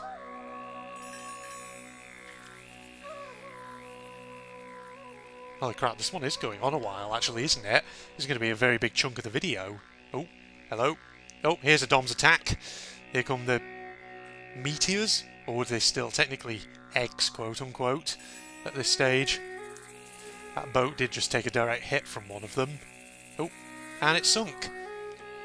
We didn't actually see any boats sink in our playthrough this time round, but I do remember that that was a thing that can happen in the original version, yes. If they take enough damage, the boats do get sunk. An aircraft can get shot down. But by the looks of it, it looks like the DOMS attacks were sort of randomised. Because obviously in the final version of the game, they're scripted to occur at certain intervals throughout the game. Whoa, Jesus. Bloody hell, that's a high jump that the hovercraft can manage there. Yeah, because in the final version of the game, the DOMS attacks, whenever they happen, whenever you're in the hovercraft or the beluga, and the sea serpents come, that's always scripted. It always happens after you upgrade, or usually after you get an upgrade for your vehicle. But here it looks like they can just happen randomly. Which is an interesting choice. And part of me's curious why maybe that would have been removed. But then again, I guess maybe, I don't know, was it easier to just do scripted events where the DOMS attack rather than having it as a random event thing? Because again, it's just, You have to remember this was originally a 2003 game, so there may have been hardware limitations, potentially, in terms of what was achievable. Interesting there that we just gone through that crook riverway, where normally the Looter's Cavern 2 would be, but we didn't see it. So I guess maybe the Looter's Caverns, had they been implemented at this stage? Feels like maybe they hadn't been, but just wondering if the camera will turn and gives a good view of the Neutrophils factory at any point. Because we're going out over this side again. So I wonder why they eventually removed the buildings from this side of the land. I can understand removing the wall that's in the water. Oh, there's the Neutrophils factory. There's a proper, well, slightly better shot of it. Even though it's still kind of slightly covered by the UI over on the right. Go on, turn the camera. Well, okay, they're turning the camera button not in the direction that I want them to. Having said that, from what we can see of it, the Neutrophils factory looks like it has that sort of double kind of double platform crowbar sort of design to it now. Unlike some of the earlier concept arts we saw, where it was just like a single big platform protruding out the side of it. Well, I doubt there's much more to see in this particular video, but that was quite interesting. I love looking at how the design of the world here has completely, well, not completely, but how it was remarkably different in some ways. Oh, looks like there's another Dom's attack. Oh no, never mind. There's just that one explosion over there, presumably of a aircraft or something. Oh, there we go, there's the Neutrophils factory. That's a better angle for all of about 1 or 2 seconds. Getting the panorama shot, that's what they're doing. Hope we don't get motion sickness, ladies and gentlemen. Right, well, we're coming up towards the end of this video anyway.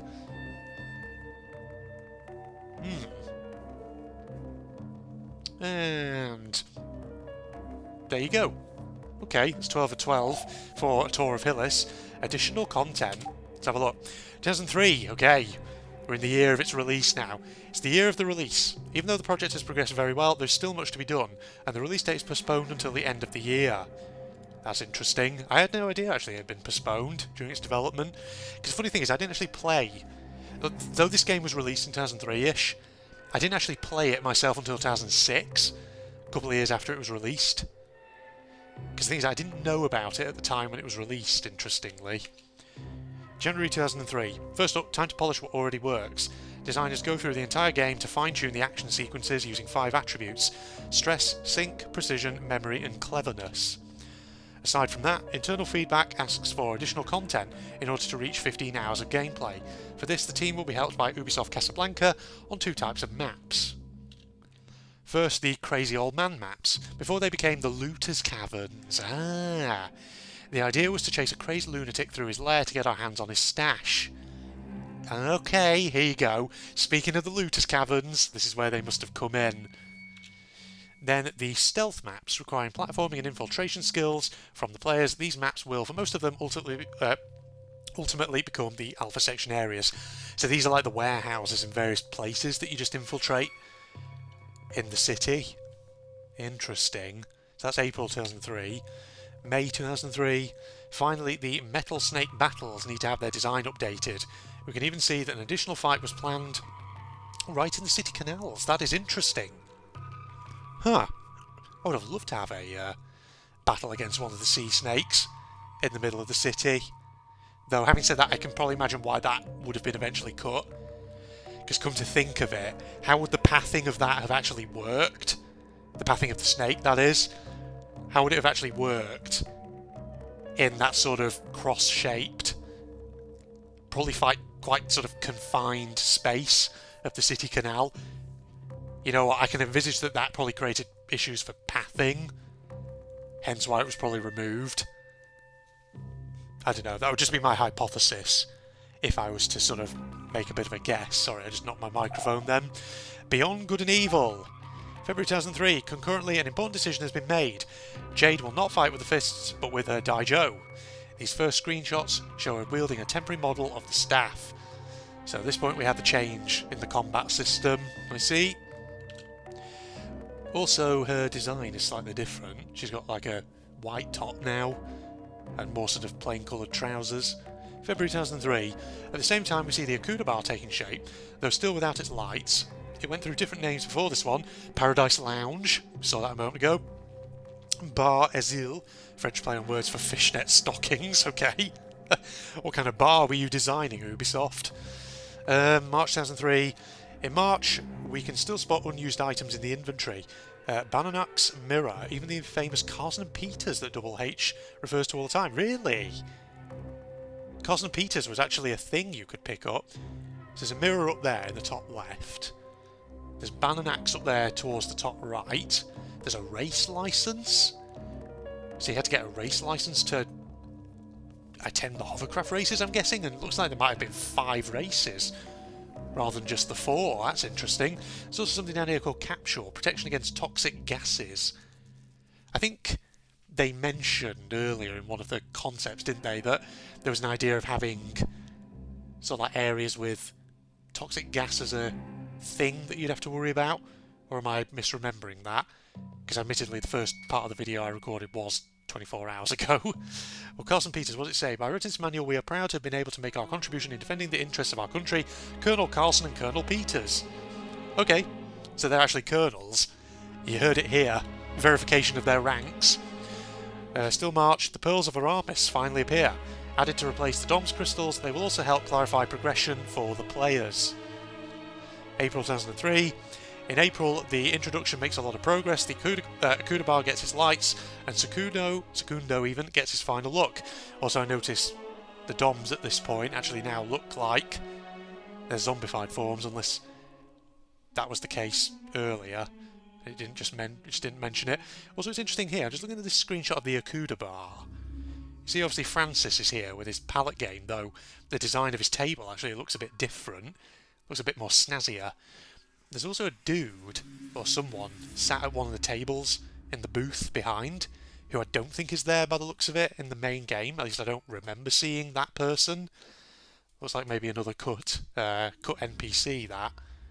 Interesting. April 2003, which isn't the case for poor Han. His final look is still a few months away. Oh dear. I wonder if Han, they completed his design quite close to the deadline then. Finally, we can see here that the team was still testing an alpha section distraction mechanic, Jade uttering "psst," that will eventually be... That's interesting. It's curious, though, that was a mechanic that they were thinking about.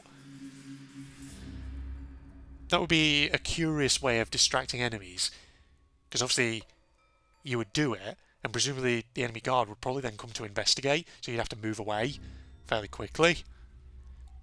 I could probably see why maybe that mechanic would have been removed. Maybe they just felt it was extraneous and like actually it wasn't needed. They could easily do the stealth system without it. E3 2003 visuals, here we go. Oh. April 2003. But an important date is coming up. E3 is just around the corner. The team starts preparing the assets here in early April with research for the 3D renders. Different renders are tested throughout the month before the final one gets polished with additional details. In the original scenario, Jade would have visited this skyscraper. Yeah. Look at all the hover cars. Looks so cool. A new logo is designed, this time with a name that should sound a bit more familiar, Beyond Good and Evil. Yeah, because originally apparently it was going to be called Between Good and Evil, wasn't it? Which I think probably wouldn't have had the same ring. Propaganda poster for the Alpha section is designed to decorate Ubisoft's booth at E3. Okay, screenshots are also selected in the last few weeks before the event, as the game gets more and more polished. So I'm just looking at them. Yep, those are all fairly familiar scenes. Okay, sorry, we've done E3 2003 visuals. E3 2003 videos. Oh. May 2000. Wait, hey. 2435. As far as video preparations, first iterations for the E3 trailer happen in early April, but the final result will look quite different. Sorry, was that a date for when this game is meant to be set? 2435? Interesting. Oh my god, is that what Han was going to look like at one point? Looks like a fucking weird Winston Churchill. What the hell? Weird. Okay, but that's interesting though, that apparently the game did have a date in terms of its temporal setting. It looks like Jade's got a different skin. Once again. Like the one she's got there is different as well.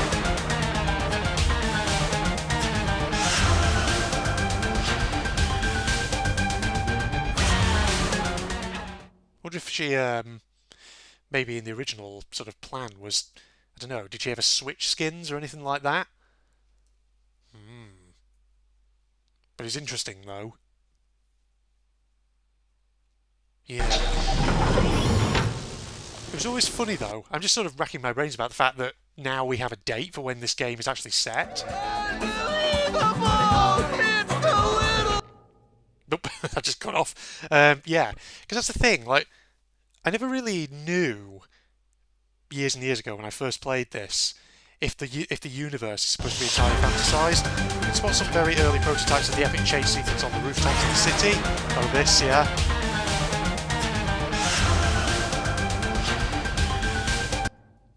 Yeah, what I mean by that is about the universe being fantasized. Obviously, the world of Hillis is, you know, fantasizing that it's made up, it's fictional, obviously. But what I mean is the sort of universe in which this game takes place. I was always like wondering, is the whole universe itself just a fantasy creation, or is there meant to be any sort of connection to Earth in any way in this sci-fi story? But the fact that it's the year 2435 suggests maybe, if they're using sort of like Earth years and things like that. Interesting. By the end of April, the edits of the trailer get closer and closer to what we're familiar with. The war has arrived at the gates of Hillis. General Keck, Supreme Commander of the Alpha Forces, would like to address a final message to the population. Loyal Hillians, the impending battle will be a difficult one. Join the Alpha sections, and together we will overcome. Full alert! Full alert!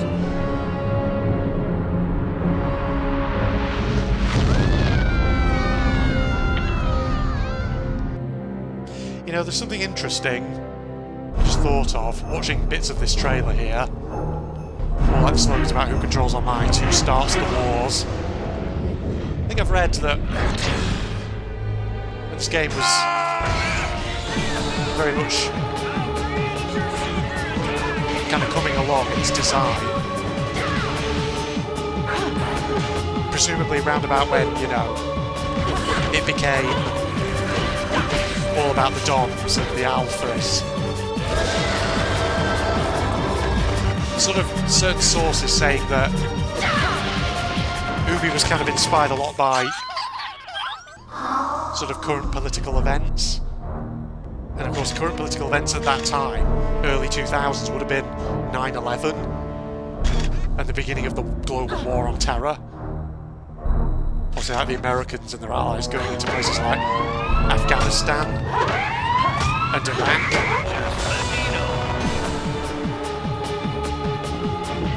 So I wonder how much truth there is to some of those things I've heard. Because certainly there is perhaps, you know, that whole sort of, I don't know what you call it, sort of, I guess almost like literary, theoretical point of view that, of course, you know, authors and creators of artistic works are very much influenced by things going on at their time, in which, you know, at the time in which they're making their works of art. So I wonder, you know, to what extent that is the case with the original Beyond Good and Evil.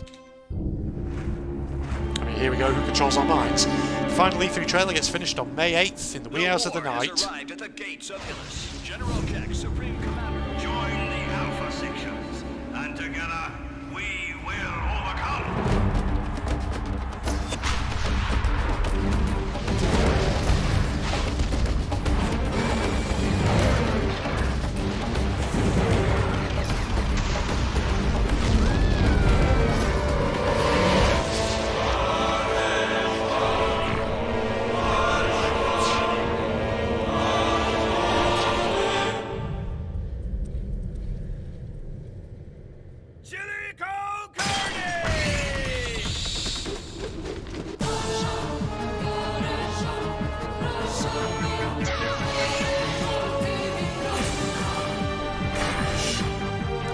interesting that for the trailers, they still looks like, well, it looks like they still use some of the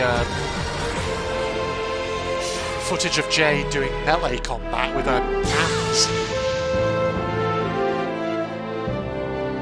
Even though, at this point, presumably they had the Daijo staff implemented like that.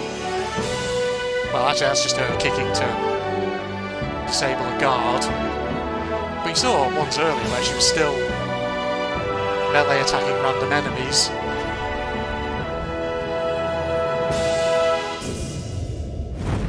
In classic old school retro fashion, the frame rate, of course, of these old trailers is always a bit stuttery.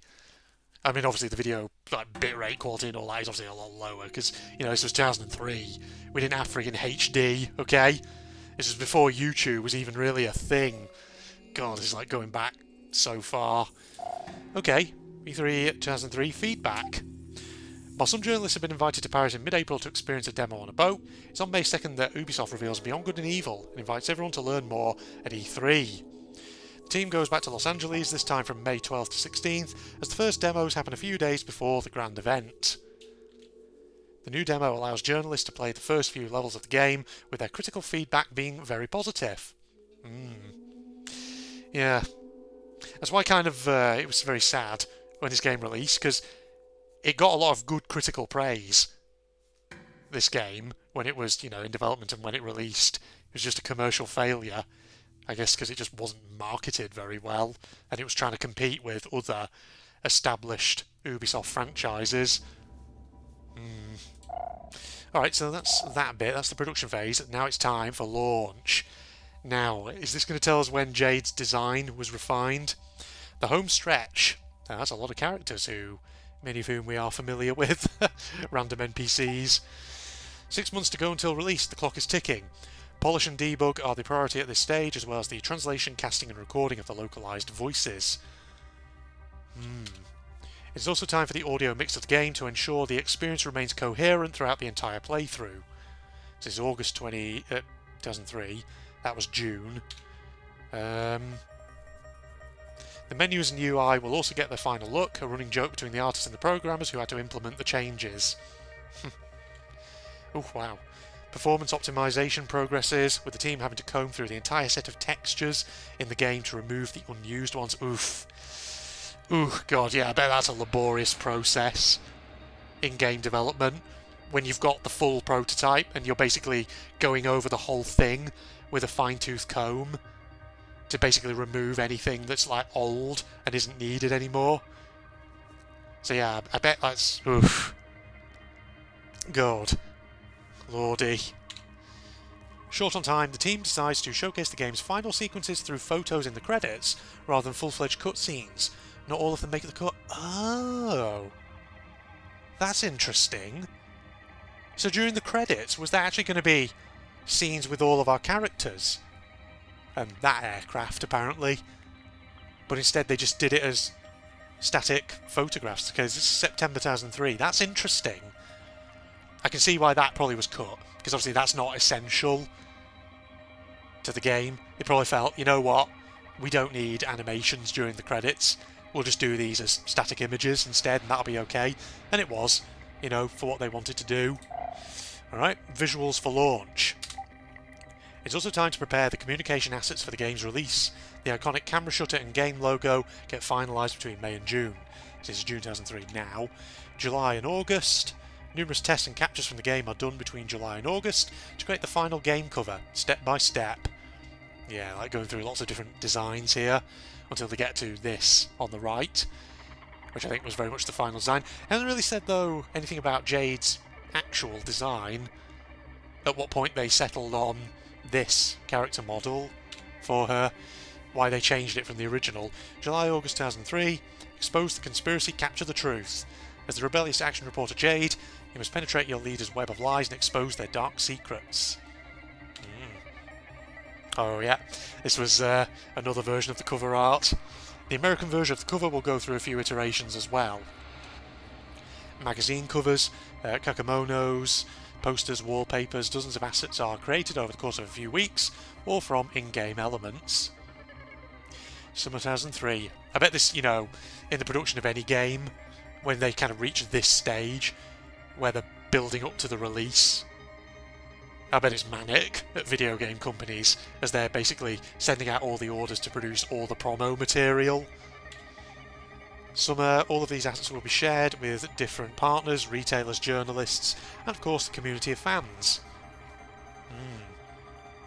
It's interesting, actually, look down here on this like bottom left thing, how Jade's colour palette seems to be different on those to the ones over on the bottom right. That's strange. Here we can see how pages made for printed advertising are created from mishmashed game captures stuck together. To create a cohesive piece in its various iterations and formats, each of these can amount to several weeks of work for a small team. Okay, we're in 4003 by now. Different territories use and create different assets too, and here again we can see printed advertisements created specifically for the US. Those are some pretty cool artworks. Like that one there, it's got the X-ray machine. At the same time, thousands of game captures are made to select the future screenshots that will be shared around the launch period. But the work does not stop with the release of the game. November 2003 we're in. At the end of November, Jacques Exertier shows off his skills to the camera to help create the game's final posters. Wow. He did a good job looking up there towards the top, nerding out with his own little Daijo combat stick. Okay, press kit part 1. October 2003. Oh my god, there's about 51 images to get through here. For the release of the game, the team worked on a number of exclusive assets to create the official press kit that will be shared with partners and press outlets. Here it is. Okay, actually these might be images. Okay, I think I've seen that one before. That's a really cool concept art, that. Discovering an emotion. Beyond Good and Evil tells a story, not only one of a distant planet and its tragedies, but also one of a human adventure by recounting the life, passions and emotions of a new heroine even. Presenting a video game like Beyond Good and Evil is not easy. Michel Ancel, the creator of the Rayman saga, defines it as the promise of a discovery, and this single sentence sums it all up. Michel Ancel is obviously referring to the continuous search for truth, which permeates the entire story of Beyond Good and Evil, to this desire to discover what lies beyond good and evil. This promise also takes shape in the way he designs video games. Beyond Good and Evil is an epic adventure, an adventure that makes us discover a world in its entirety, and much more. Beyond Good and Evil offers both action and contemplation, a reflection on our world and entertainment in its purest form, by experiencing a dynamic and interactive movie, by rediscovering the pleasure of playing. Beyond Good and Evil is an all-encompassing experience that is sure to captivate and deeply move those who become enthralled with its magic. Well, that's true of me when I played it. A world at war. The planet Hillis has been at war for many years. The Hillians, terrified and desperate, found comfort and support in the Alpha Sections, a powerful military organisation. To ensure their popularity, the Alpha Sections control information and carry out a huge media propaganda campaign. Through newspapers, television or emails, the Alphas are presented as the only saviours of the universe. However, the very title of the game makes us doubt. Aren't appearances sometimes deceiving? Is the line between good and evil as obvious as we think? Oh, and that image. Interesting that there's an image of Jade holding the kid who was called Chico, who was actually in the city. Interesting. That's what the members of Iris, a secret organisation that operates on Hillis, think in any case, firmly convinced that they are being lied to. Their theory is incredible, and they are determined to reveal it through their clandestine journal. There is said to be a secret pact between an alien people, the Doms, and the Alphas, so that the conflict on Hillis becomes permanent. The state of war would therefore be a pretext to establish a military dictatorship and control the population.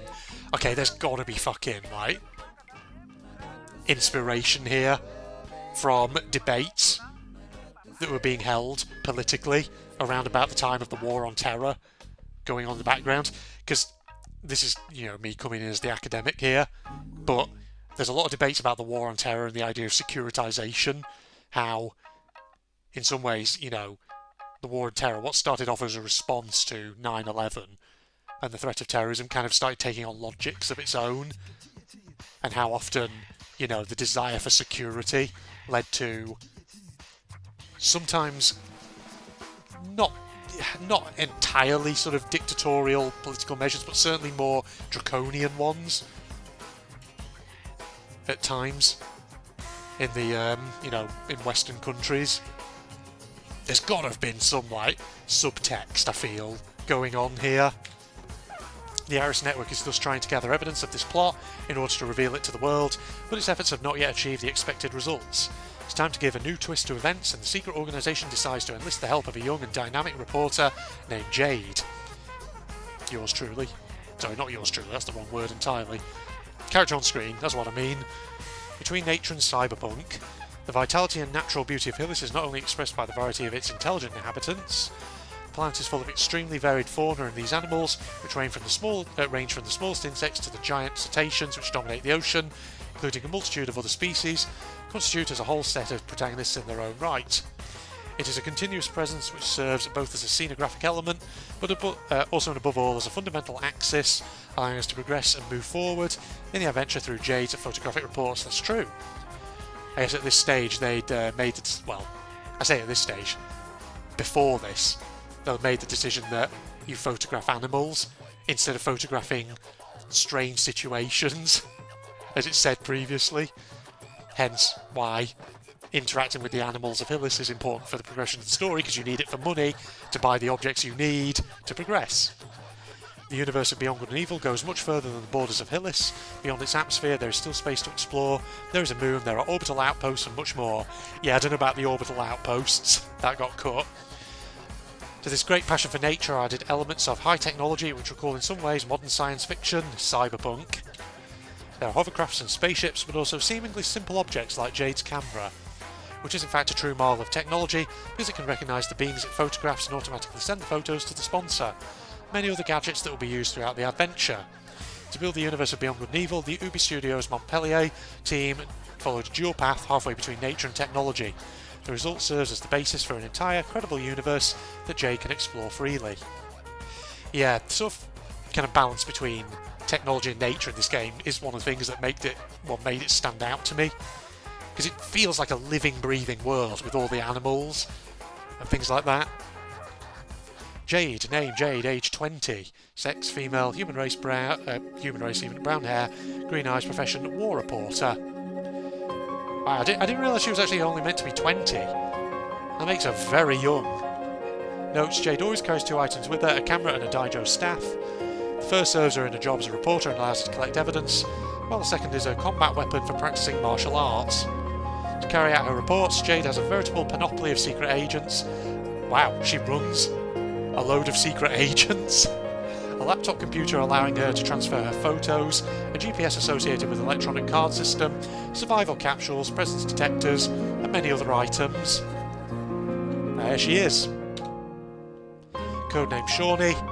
Overflowing with vitality and curiosity, Jade is an adventurer, independent but feminine. However, life has not been kind to her. Her inner strength and assertive character have already enabled her to overcome numerous challenges despite her young age, and to maintain the serenity that characterises her. Jade is an orphan and has never known her parents. Life on the street led her to know how to get by, to drive all kinds of vehicles, to defend herself effectively, but also to demonstrate tolerance. Yeah, so this would have been many, many years before, I guess, the idea came about in terms of actually making her and Paige sort of related to space pirates, as is going to be the case now in Beyond Good and Evil 2. The war forced her to take refuge with Paige, her adoptive uncle, on a small isolated island dominated by a lighthouse, which has become an oasis of tranquility in this troubled period. Jade feels very close to the population of Hillis, and that is why she welcomes orphans of war into the lighthouse. They and Paige form her only family. Jade has always had two passions, nature and photography, which she can satisfy thanks to her job as an action reporter. For her, photography is a way of capturing the power of key moments and expressing them. It is precisely thanks to this passion that her life will take a decisive turn at the very beginning of the game, when she decides to embrace the cause of Iris against propaganda and to set out in search of the truth. Under the name Shawnee, her pseudonym, she'll decide to engage in this fight against the powers that be to give back to the population their right to the truth and freedom of choice. There is strength and union. In most situations in the game, Jade is not alone. From the very beginning, Paige accompanies her, supports her, advises her, helps her solve puzzles and fights alongside her. Paige is a hybrid being halfway between a human and a pig. First glance, Paige comes across as a jerk. Okay, does he? But over the course of the adventure, he'll reveal his true personality, that of a lonely curmudgeon with a big heart. He's a generous person who loves Jade with all his heart. He's taken care of her since she was little, protected her as much as he could. I'll be honest with you, I never got the feeling that Paige was a jerk. He always just felt like that slightly grumpy but nonetheless lovable old cod, and all that. So when she courageously decides to engage in the resistance in the name of her ideals, instead of being proud of her, he opposes her because, carried away by his almost paternal feelings, he fears for the life of his little niece. Paige is an expert in mechanics and electronics and can repair even just about anything, which can be extremely useful. Jade can also count on him when it comes to fighting, thanks to his razor-sharp wit, combined with his special moves in a very peculiar way. Later in the game, Jade will save Double H's life, and then become a great friend and a reference for the young reporter, who will always be able to count on his sense of honour, as well as his fists and giant hammer in combat. Double H behaves exactly like a medieval knight with his codes, his ethics, and also his armour, which he never takes off. Paige, alias Wild Boar, age 50, male, human-pig hybrid, hair non-existent, green eyes, profession mechanic, but he knows how to do everything. Paige is more than just a co-protagonist who helps Jade, not only because of his abilities, but also because in the game and in Jade's life, he embodies both a certainty and a mystery. Double H, name unknown, alias Double H, age 35 to 40, male, brown hair, green eyes, profession Iris agent. A former soldier in the regular army of Hillis, Double H realised what was going on with the arrival of the Alphas, and made the difficult decision to desert and enlist in the ranks of the rebels. He's capable of charging at enemies like a bull, but can also be a wise advisor when it comes to stealthily infiltrating areas controlled by the Alphas. That was a big one. Press Kit Part 2, another big one here. Playing Beyond Good and Evil. Beyond Good and Evil marks the comeback of a type of epic game where action-adventure blends seamlessly. The settings are grandiose and the encounters numerous. The role of War Reporter is new in the world of video games. Yeah. I can't think of any other games at the time that would have had War Reporters as their protagonists. So I guess maybe Beyond Good and Evil was kind of unique in that regard. It alone carries the promise of a journey, but also of investigations and dangers. For total immersion, the player has the freedom to evolve as they wish, on foot, in a hovercraft or in a space shuttle. The world of Hillis no longer has limits. Who has never dreamed of approaching the majestic Wales of the far north, or flying among the stars, with infinity as a destination? This freedom takes on its full dimension thanks to the numerous activities offered by Beyond Good and Evil. The world is offered to the player, who chooses between explorations and combat phases aboard the hovercraft, flight sessions above the planet and in space, infiltrations in the slums, races in the middle of town, or contacts with the population. Many minigames in Beyond Good and Evil add to the mise en abîme. We are no longer in a video game, but in another world. Exploration and passion. Exploration in a general sense is the keystone of Beyond Good and Evil. Helping Jade fulfill her destiny mainly means searching for clues and solid proof of the ongoing conspiracy. To achieve this, it is necessary to obtain and collect information by questioning the inhabitants of Hillis, by asking advice from Paige, Double H or other characters, watching television news and propaganda. Interesting that they say questioning the inhabitants of Hillis for information, because that wasn't really a thing. It's also interesting that in these press kits they also have a lot of beta content in them, and especially by consulting email, the primary source of information, which also provides numerous secondary quests. Photography is a real game in the game that accompanies the story of Beyond Good and Evil. So many elements offer a variety of new and entertaining gameplay types in service of an exciting storyline. These gameplay types are also essential elements, allowing you to experience fully, with the greatest possible freedom, the story of Jade and her world. But Jade will have to earn this freedom by upgrading her equipment or her vehicles, so she can reach previously inaccessible areas and consequently expand her knowledge and progress through the story.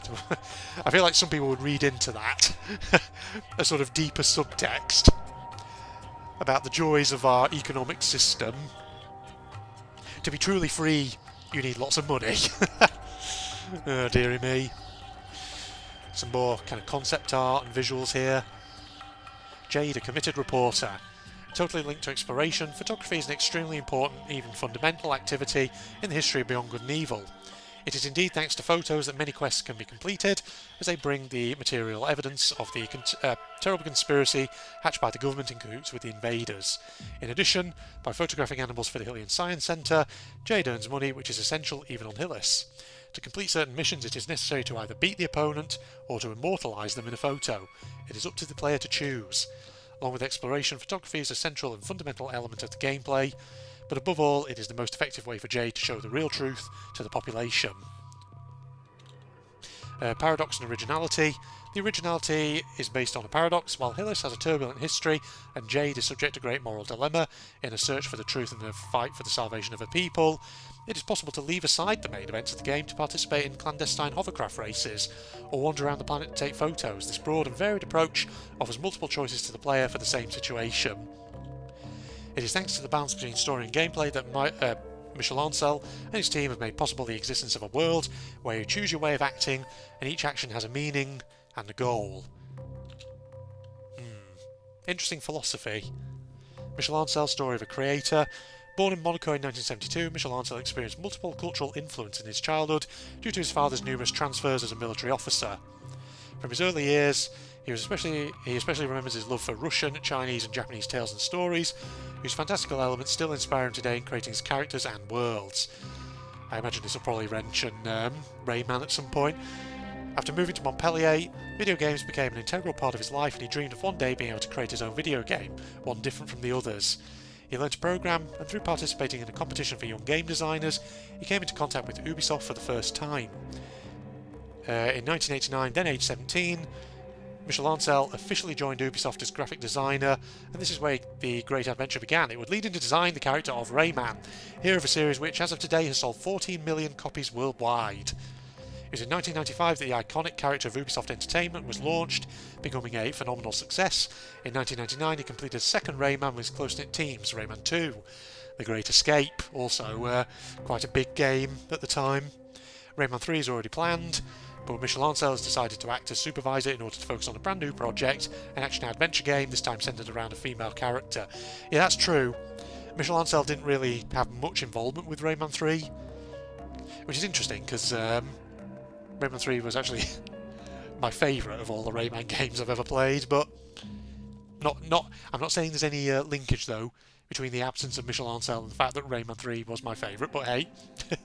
It's how the development of Project BG&E began, the code name of a video game that would become Beyond Good and Evil. Oof. Videos for launch, here we go. In order to provide new video content for launch, the team updated the E3 trailer with new shots, but they kept the old logo in the end. Here we go. Watch this one again. The war has arrived. See, Fen Digler's design has changed there. But it's still the same on that screen, Ben, And together we will overcome. as it was before.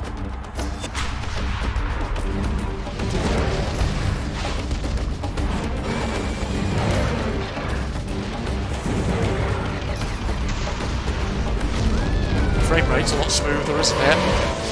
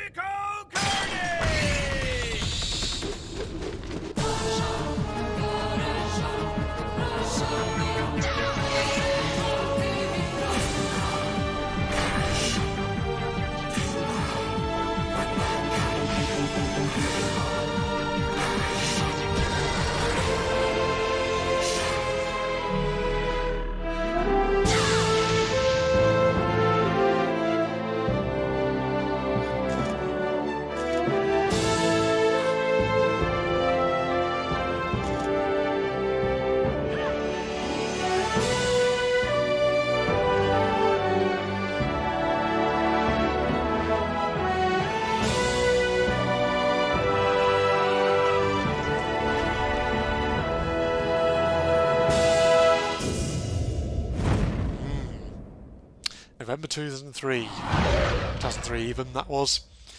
Yeah, it was very broadly similar to the earlier trailer. Sometimes Ubisoft subsidiaries would produce assets specifically for their territory. This is the launch trailer for the American continent. Oh, this trailer, I remember this! Didn't realise this was specifically for the American market, this one. I just remember, I think, seeing it on GameStop back in the day. Oh, there's a website I've not visited in years.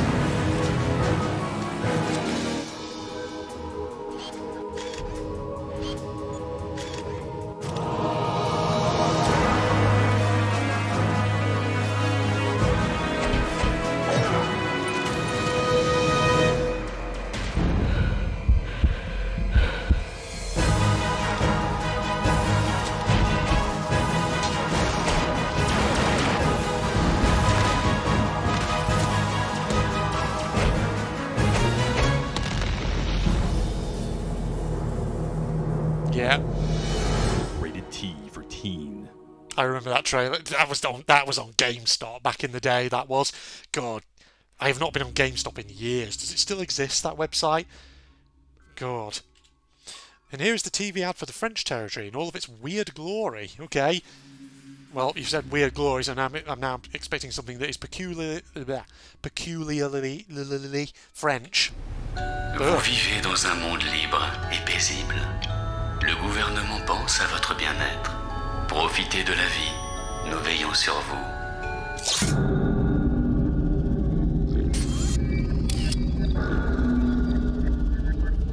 Some of this, you get more than the truth.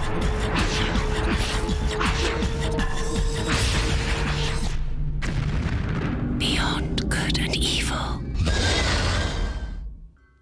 Interesting. Okay, yeah. That's a very different way of doing the trailer. I like it, though. Cool. Launch feedback. Okay. Looking at time, I'll read this one, then I might take another jump cut and resume recording at a slightly later juncture and all that. But after E3, the team meets journalists again in August for a preview event so they could discover more of the game, and a demo is released to the public in October. This is the end of 2003. Oh, sorry. More gas from my tea. Coming up my throat. If the launch of the game was not as successful as commercially as the team had hoped, it still garnered critical acclaim across the industry and it's achieved cult status over the years. Okay, there you go, acknowledging that, yeah, it sadly did not friggin' do commercially as well as they hoped. I'm not trying to read some of these titles, obviously most of them are in French, but there is an English one down there by the looks of it. Beyond Good and Evil, so is Mr. Rayman's latest. The Gallic Jak and Daxter. That'll be oui et non, yes and no. God, do you remember the Jak and Daxter franchise? That's another sort of platformer franchise that I think has never really been... I don't know, have there been any more installments in that since like the 2000s or whenever they came out? Was Jak and Daxter ever made for PC? I know it was obviously on consoles. I don't think it was ever ported to PC, was it? That's a shame. Would have been cool to play them on the channel if they had been available and all that. A great community of passionate fans has come together around the game and its universe, one that remains strongly bonded even to this day. What an interesting combination of characters there. Just the kids and then that random dude from the city who always feels like he's peering at Jade's backside like a weirdo. 2003 and beyond. Well, okay, right. So, that was the launch bit. So we got through production phase, got through launch. Looks like there are only maybe, yeah, 3 more sections to this. Okay, right, what I'm going to do is I'm going to jump cut again, because looking at time, I kind of need to wrap up once more. Yeah, this is way over an hour now, this video. This is going to be more like 3 hours, this video, so I apologise. It's going to be a very big one. Indeed, but... I hope you've stuck with me, because I'm really enjoying this. It's giving me such nostalgia. It's like it's unlocking memories that I've forgotten from years and years ago, of just things I saw back in the day when I was a teenager, and I first sort of encountered this game, and started becoming aware of it. It is so cool. Alright, well, I'm going to jump cut here, and we'll come back in a moment. It might well be the next day, once again, as when I resume recording. But Jade and Paige Through the Ages as well will pick up in a moment. Alright, back in. It's been another 24 hours since that last section then. This is going to end up being something like a 3-hour video at this rate. So, we've done the launch. We're now on to Jade and Paige Through the Ages, which I think I'd sort of raised the question before of when Jade her design was kind of finalised to this, which you're seeing on the screen at the moment. I have a feeling this will probably answer that, so let's get going. 1999 to early 2000. Creating memorable and endearing main characters is never an easy task, especially in video games, as they stay with the players throughout the entire adventure. This is just 1999-2003, it seems. Okay. Jade and Paige went through a lot of iterations until they got the final look, which is what we're going to take a look at right now. Of course. There's some, well, an interesting variety of pictures here. Going back, obviously, to, like, the most earliest one, Sally, when she was supposed to be effectively a kind of interplanetary pest controller, before she was a war reporter and all that.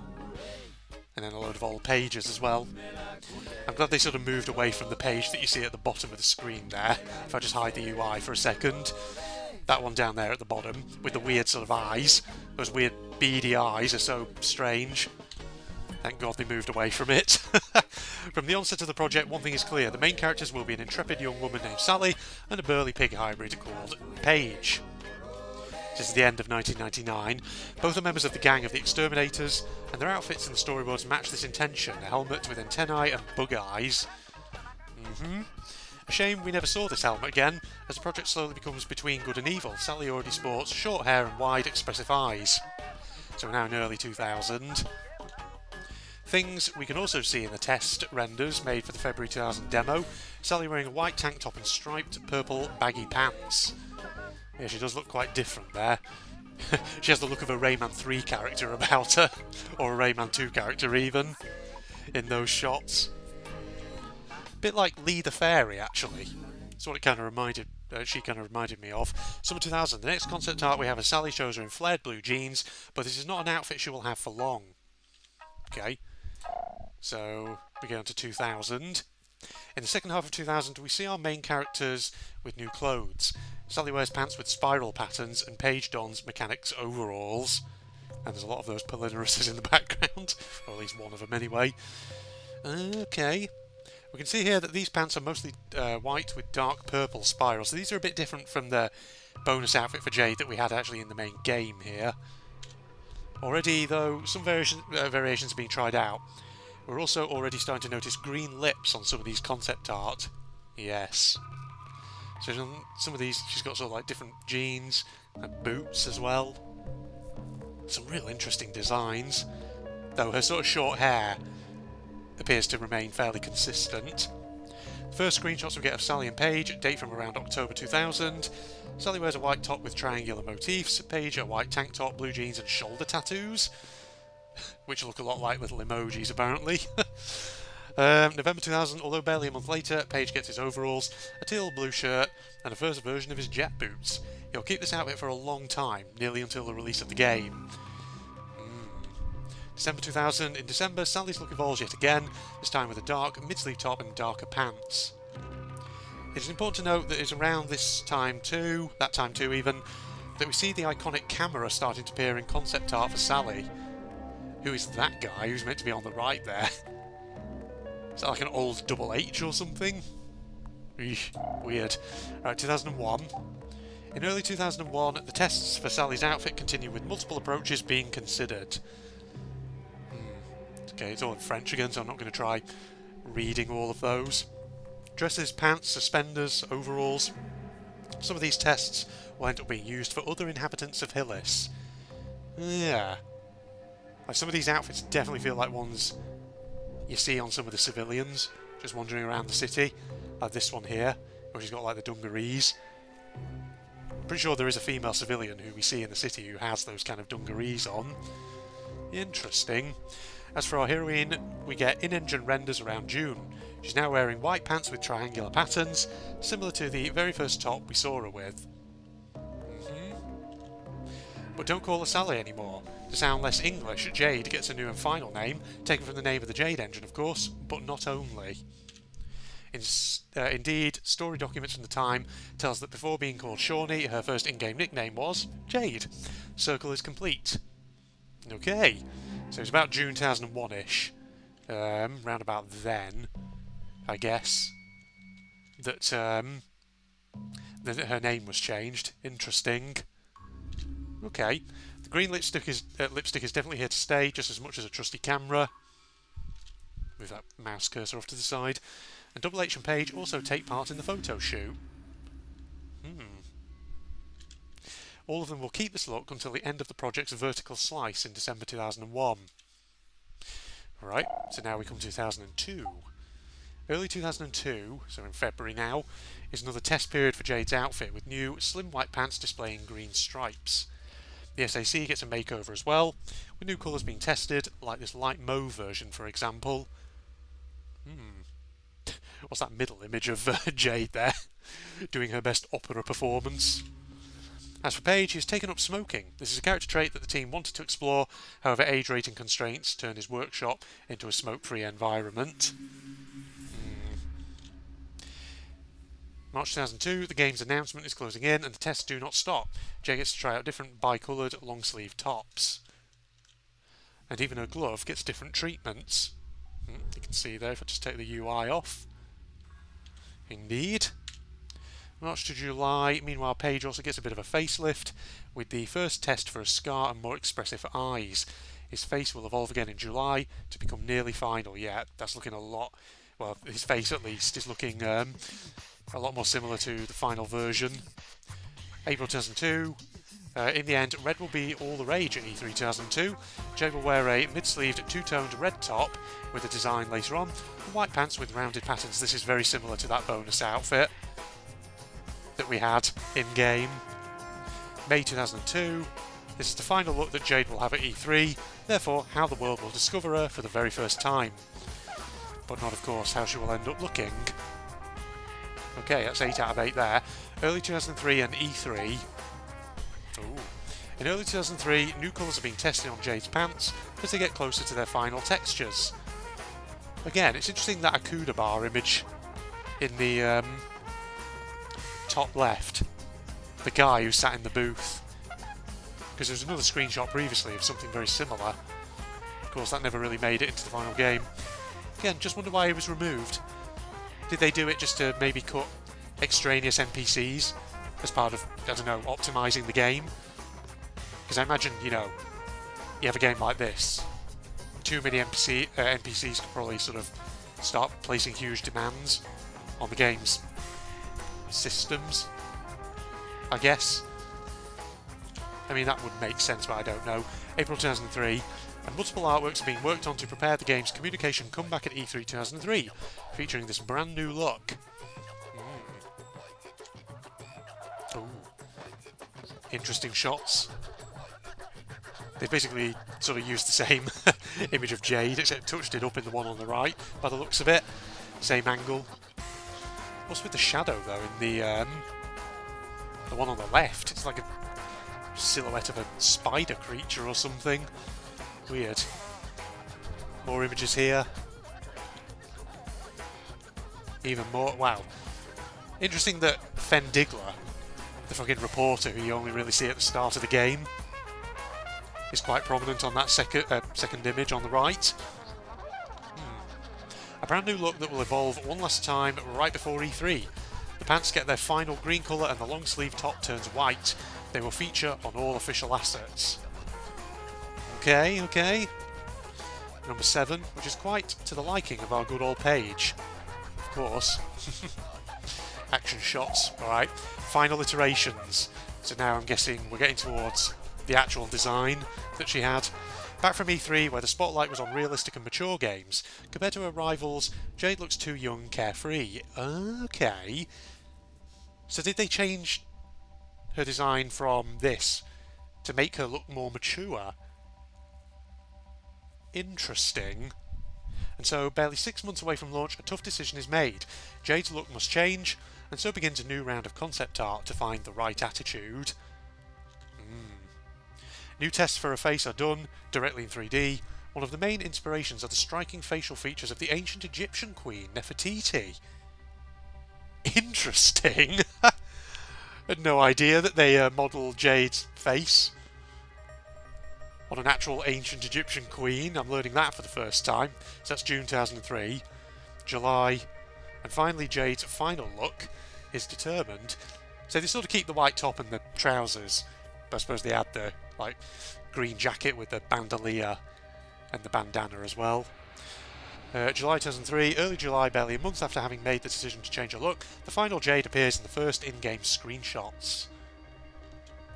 A press release is sent out in early August with updated screenshots and a biography of the character to announce Jade's new look to the world. But it wasn't over yet.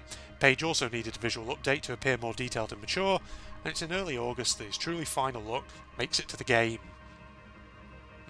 Yeah. Not everyone was so lucky. 4 months away from release, poor Han still didn't look quite like how you'd expect. Yeah, his face is different, Alright. Red Jade? Okay. But it's not the end of the story yet. Starting in mid-August, some test renders are made of a brand new outfit that we will call here Red Jade. Interesting. So they had sort of the idea of having her in like a red jumper, kind of. But we know that some of these renders will get different uses, for example here in the game credits. Oh yeah! You know, I don't think I ever noticed that. I was just never observant. September 2003. That is actually that particular outfit, which is interesting. Or here in the press kit, you know, I've been so concentrating on Jade's face and on Chico in that image, I'd never actually noticed she was wearing a different top. Interesting. We can only keep wondering what stories this new outfit was made to tell. And what mysteries will still lie behind these pictures. Oh yeah. It's like her showing things on her camera to the kids, even to Han. I mean, I feel like this image here on the right, that could have just been like supposed to be, I don't know, Jade showing photographic evidence to the Iris, namely to Han or something. But, interesting. Curious. Right, secret stuff. We're on to here now. The lost levels. Oh. I need to know. I need to know, were there actually other levels planned for the game? So Summer 2002, there's only just one thing here. Looking at all the design documents and into the Jade engine, we can spot quite a few levels didn't make the final cut. Let's take a look at some of them. There's no actual thing here. Nothing to go ahead, unless... Oh no. It'll be these, won't it? Okay. Factory. Oh, we've got an actual video for this one. Starting with the factory, the level called 0111 Tuyao was supposed to be a lengthy hovercraft escape filled with traps and challenges.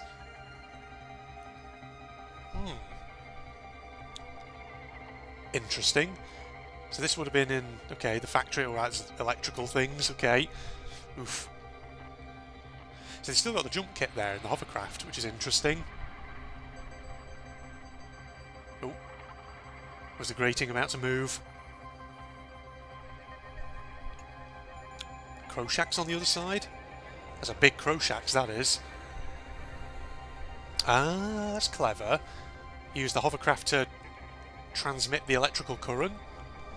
So it opens the gate, and then blast your way through before it shuts. And just watch out for the Crowshacks. It's very bare bones, this. If you look at the visual design of it, obviously, if they'd kept this, they would have worked on the design over time, after they just put together the basic 3D environment, I guess. Put more like props and detail into it. How interesting. Well, that's clever. And you use like the blades of the propeller to get you up into this water channel. Oh wow. That is really interestingly made. I wonder if they thought about using elements of this for the slaughterhouse. It also looks like there's definitely a water current in that whole area, which would have made things interesting, wouldn't it? Because I don't recall there being a water current mechanic at any point in the full game. Unless I've just completely forgotten. Oh. Well, the Crowshacks are attacking. Can they like latch onto the hovercraft, including a wind turbine sequence that literally made the hovercraft fly, generating a lot of annoying bugs to fix. Okay, well, I probably can see why that was maybe cut out then. The community had already unearthed this level from the game.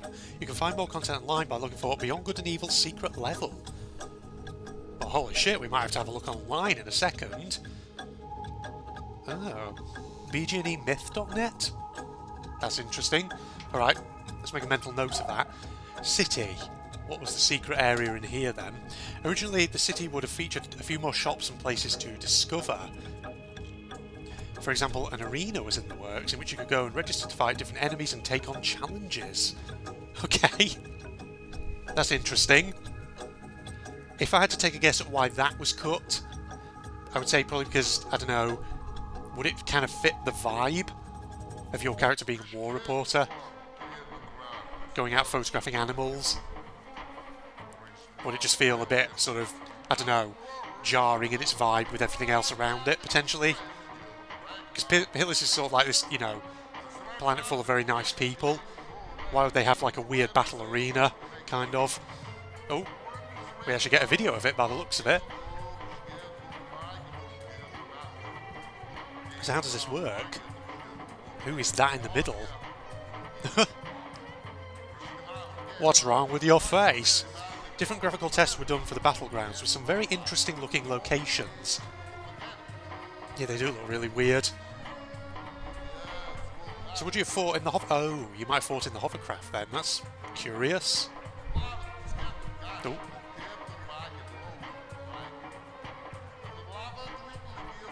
See things like in the water. They're mines.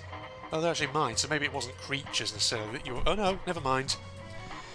There are those little jellyfish things that we saw in Black Isle.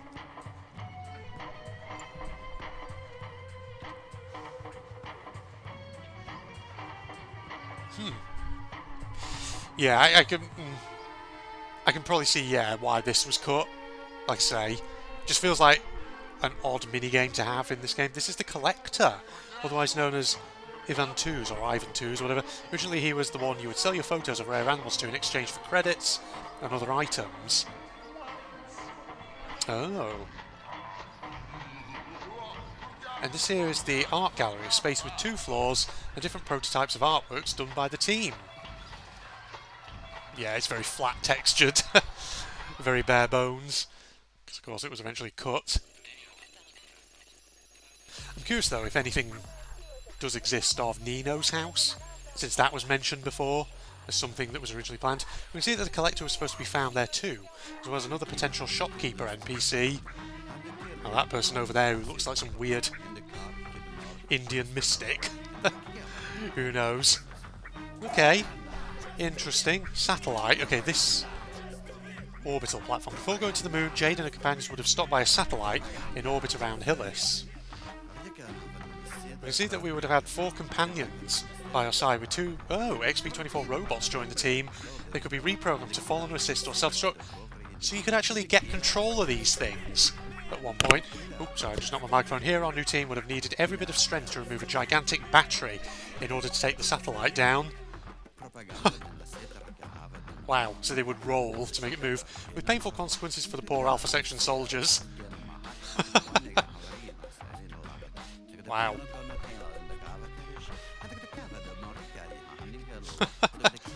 Could you imagine if they'd actually designed, in a lot of the existing levels, more like environmental traps to deal with enemies?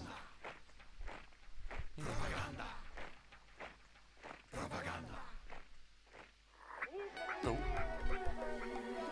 Laser turrets. It's supposed to be in the middle there. Oh, that's a clever sort of puzzle, actually. It's pretty simple, but surprised they actually didn't have a puzzle like that in the main game. Avoiding laser turrets while an elevator goes up. So it looks like this was a particular puzzle for this whole level. Oh, looks like their frame rate on their videos a little off. Well, it's ended there anyway. What about Selene? Selene, the moon. Once on the moon, Selene, you had to go through 1000 Boreal with the Beluga.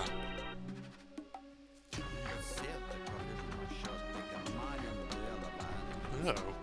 This reminds me of that secret passage at the end of Rayman 2. It's a maze of icy caverns, dangerous creatures, giant doors and stalactites. Or are they stalagmites? Well, if they're hanging from the ceiling, they're stalactites. This is curious, though, that they were originally planning this. So what purpose would this have served? This location? Ugh. And there's a big flying bug.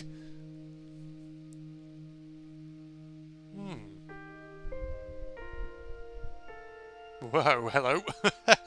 What is that supposed to be? Some kind of Alpha Section robot probe thing? You gonna tell us anything about that game? Oh, there's another bug there flying around. weird. Yeah, do you remember at the end of Rayman 2 when you're fighting Razorbeard? When he's in the Grolguth? Whatever it's called. That big robot mech. And you're down in sort of the interior of the mast of the pirate prison ship. And there's basically, if you actually fly all the way up, there is essentially, oh, I see, you have to destroy that thing before it reaches the door and seals it up. Yeah, as I was saying, when you're fighting Razorbeard in the prison ship, there's like a secret where if you hit the top of the mast at a certain angle, it like takes you into a secret passage kind of thing, where in essence you basically get a power up that means you can just, I think, like fire or shoot fireballs from the thing and from the shell indefinitely. Once in the base, a whole dungeon was planned to free Toil, a Dom's companion that would have revealed Jade's power. Okay, I see. So this is going back to when Toil and the Narj were a thing. Getting there was no easy feat, as you would first need to cross a boss room with not one but 2 Reapers to fend off. That's interesting that the Reapers... Okay, well actually I just saw Jade's more modern design there, which means probably the Narj wouldn't have been here at this stage, but interesting that Toil was. Interesting that the Reapers were planned to have more of a presence beyond just that one the encounter in the Neutrophils factory. Then a teleportation room would require us to avoid Narj priests with deadly energy rays. No, never mind. Weird.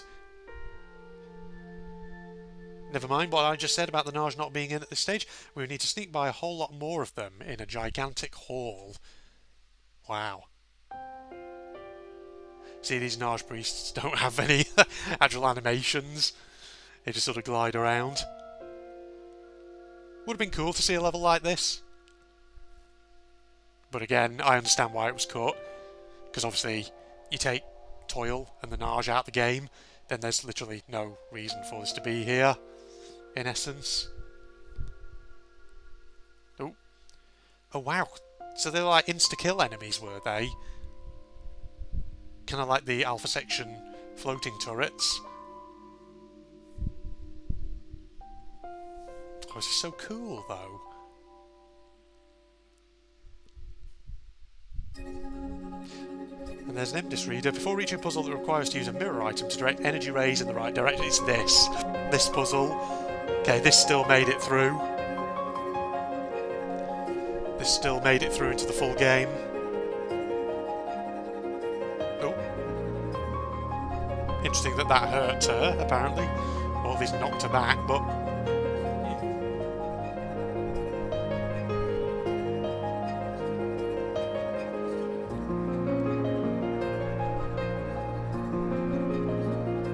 Yeah, as I say, the fact that we've got Jade's final design here is interesting. Kind of make me think that the Narj priests and Toil were actually removed quite late on. I'm very curious.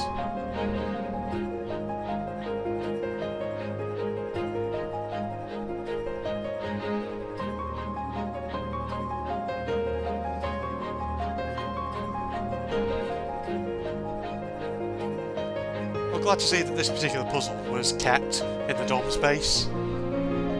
Finally reached the cell where Toil was being held before joining back up with Double H further ahead. Oh, hello.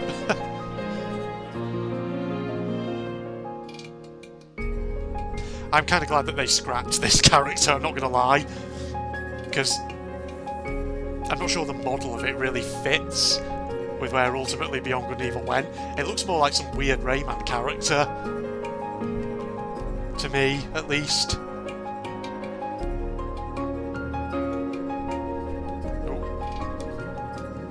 Oh, and then you can just glide through the door. To finish, here is 1005 at Crosseur, in which we still find some full-grown evil Astaghis Erectus to fight. Okay. That's a Macropodia, a load of the slug creatures. Hello. You're a big boy. Look at you. You're fully textured though.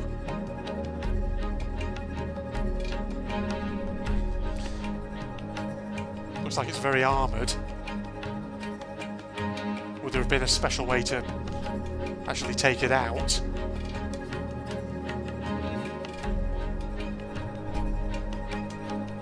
Love the way it flings its arms out like that's like, yeah, get out of here.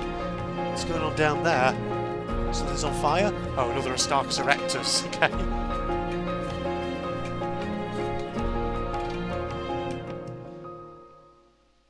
What is going on in there? Why is there just one that's on fire?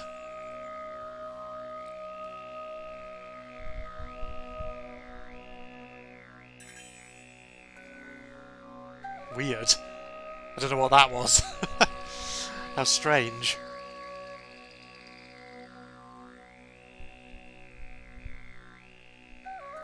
Oh. And a beautiful view of the Dom's heavy cruiser ship, where the final battle of the game would have originally taken place. Yeah, they did mention that before. The originally final battle wasn't going to be on the moon.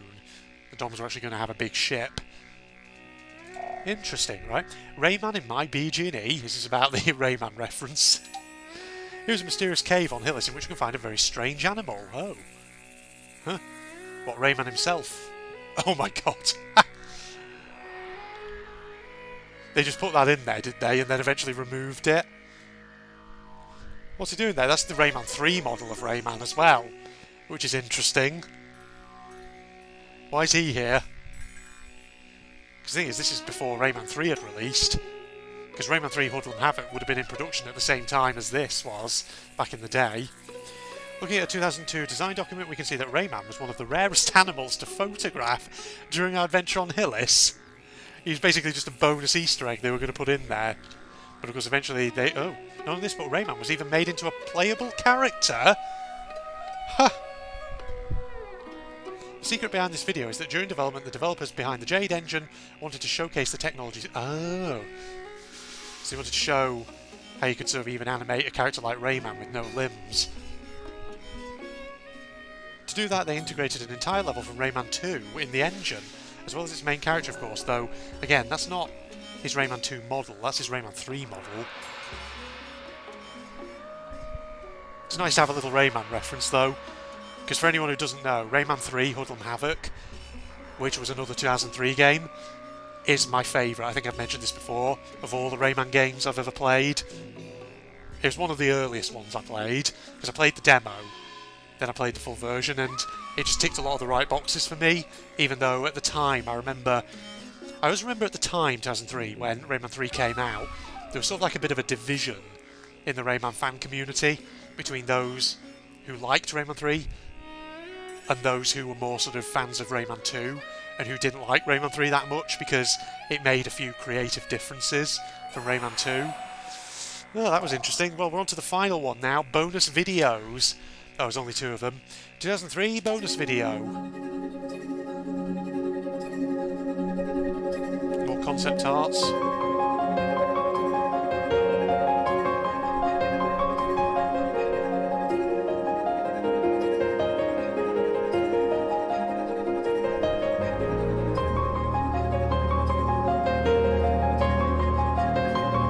I think we've seen a lot of these already, haven't we? I feel like I have seen this video though. Unless I'm just misremembering. Because it could very well be a mix of things I'm remembering all blending together to make me think I've seen this before. Was this ever publicly released?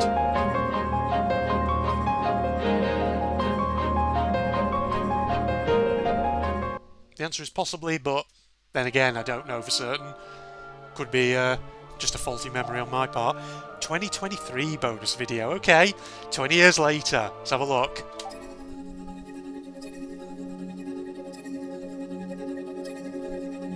Okay, this one looks much longer.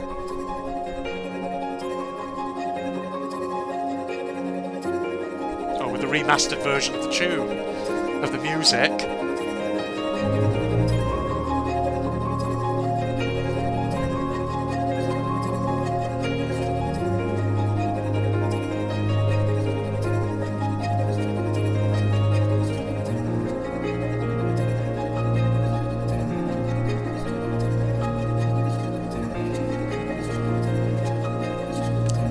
Journaliste.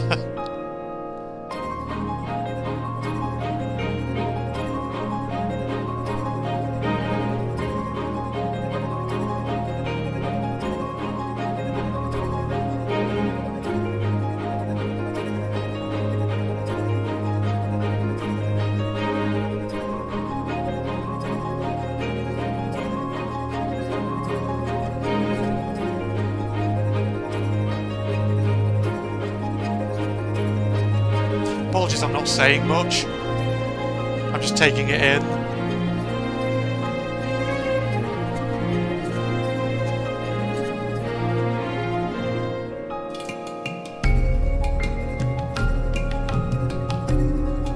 So this all here would have been originally from that factory level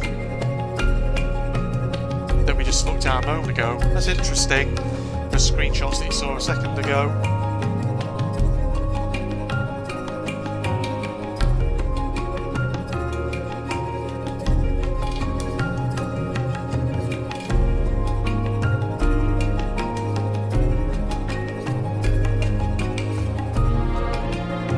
Oh, look at that. That's really cool artwork.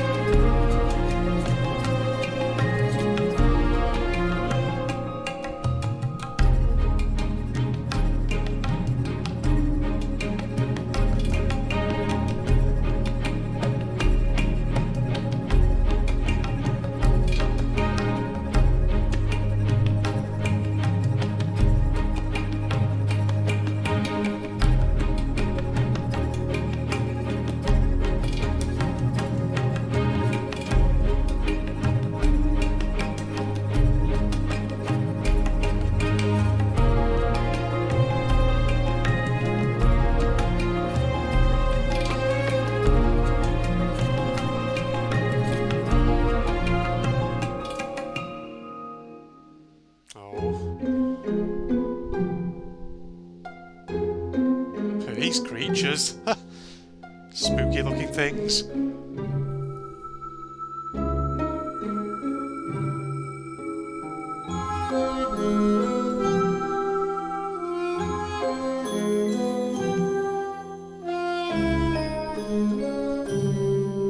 that an underwater creature? Looks like it. So does that one.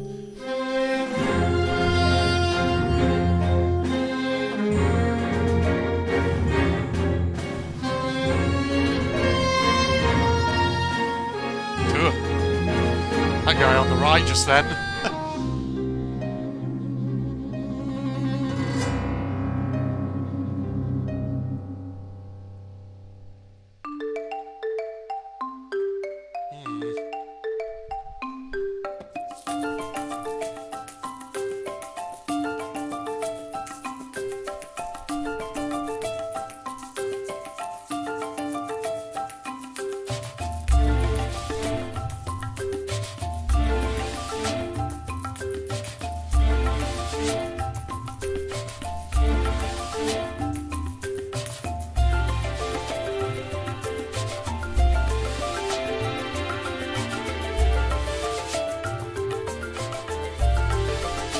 That chin though.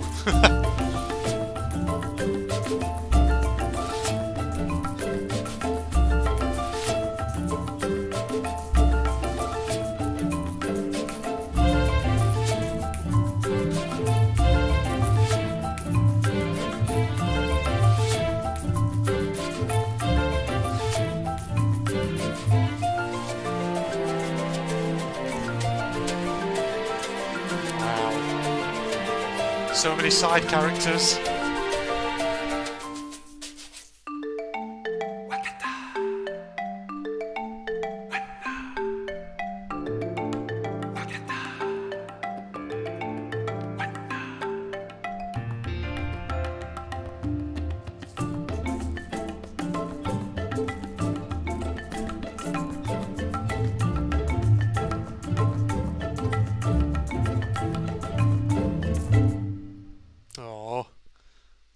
Well, that was how we come to the end now of the friggin' bonus episode, ladies and gentlemen. Wow, that was so cool though to look over all of that.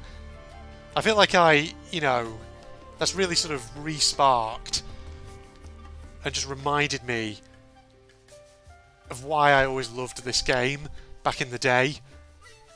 I have to, on my channel, start doing more videos, longer form discussion content and things like that. Just looking at some of like cut and beta content from old games and favourite games of mine.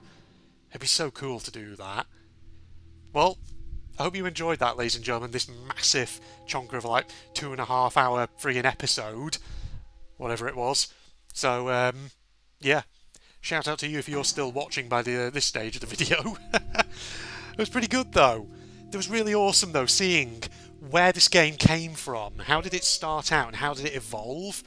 Because there's definitely loads of stuff in there that I never knew as a fan of Beyond Good and Evil.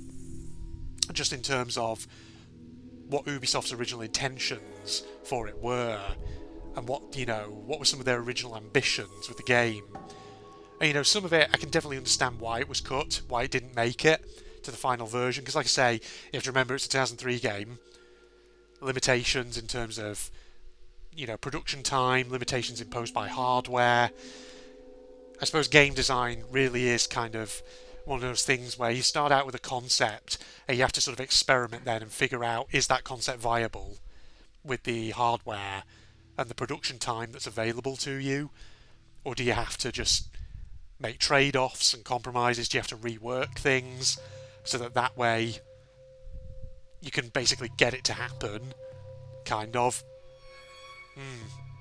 Well, like I say, hope you enjoyed sticking through all of that with me. I thoroughly enjoyed it. I really loved it.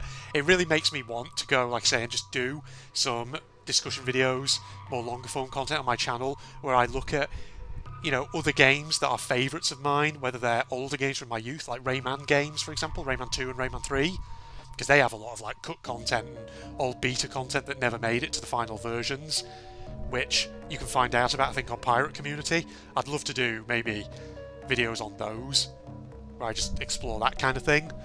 Also the Danganronpa games, some of my favourites from more recent years.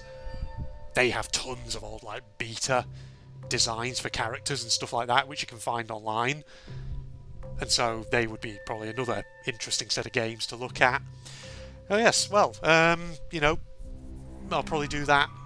Well, I say probably, knowing me it'll probably be a while before I do, depending on work IRL, and spare time, etc, etc. But I'll try and make a note to do it eventually, don't you worry. Okay, in that case, we will finally wrap up here then, ladies and gentlemen. So I will say to you, thank you for joining me for this series. That is officially it for Beyond Good and Evil, the 20th Anniversary Edition playthrough. And I thoroughly enjoyed it. I thought it was, a worthy remaster of the original game, and I really do hope, like I say, that Beyond Good and Evil 2 does see the light of day eventually, even if Ubisoft have to take their time with it to really perfect it, or at least not to sort of screw it up, then it'll be worth it. And I really hope that this 20th Anniversary Edition is an indication that yes, despite the fact that the E3 2017 or whatever it was, that they friggin' revealed that amazing fucking trailer and got Michel Ancel out on the stage, that, even though that's been quite a few years ago now, I would hope that this is an indication that yes, the game is still being worked on, and that maybe it is getting closer and closer, I would hope. But yeah, there we go. Social media links, Propagandist channel link are all down in the video description for anyone interested. And if you enjoyed, a like is of course always appreciated. Thank you once again to those of you who have joined me for this playthrough. I know that, in terms of view count, this playthrough hasn't had huge numbers of views. In fact, it's been quite small. But, for those of you who've been with me, I hope you've enjoyed it. And, I hope you've sort of found it enjoyable, listening to me just nerd out over the game from time to time, revisiting this game that I played many, many years ago. So yes, I'll see you next time. We'll be starting a new playthrough, something else. Not yet decided what it is, but I have tons of options. So whatever it is, I hope you join me for that. Goodbye, everybody. There's booty bobbing around. That is a weird creature, that one. Yeah, I know that some of these can attack you. So luckily these animals are not attacking us. Yeah. Yes. I think we really need to get over to the ship again and sort Yes. Sorting out Yeah. some stuff. Get like some wine or something. Yeah. Because we've got a fair wine. So we'll try and get back there. See if we can get that pulse. Right, let's get the pulse engine, and then we also need to get the thrusters, don't we? Thrusters. Obviously we'll need a mining tool. Which I can potentially upgrade that. Yeah, we'll have to see how that works, because at the moment we can't get that. No. Why does it have to be so far away? No. There, though. I think they've upped the sort of difficulty for this.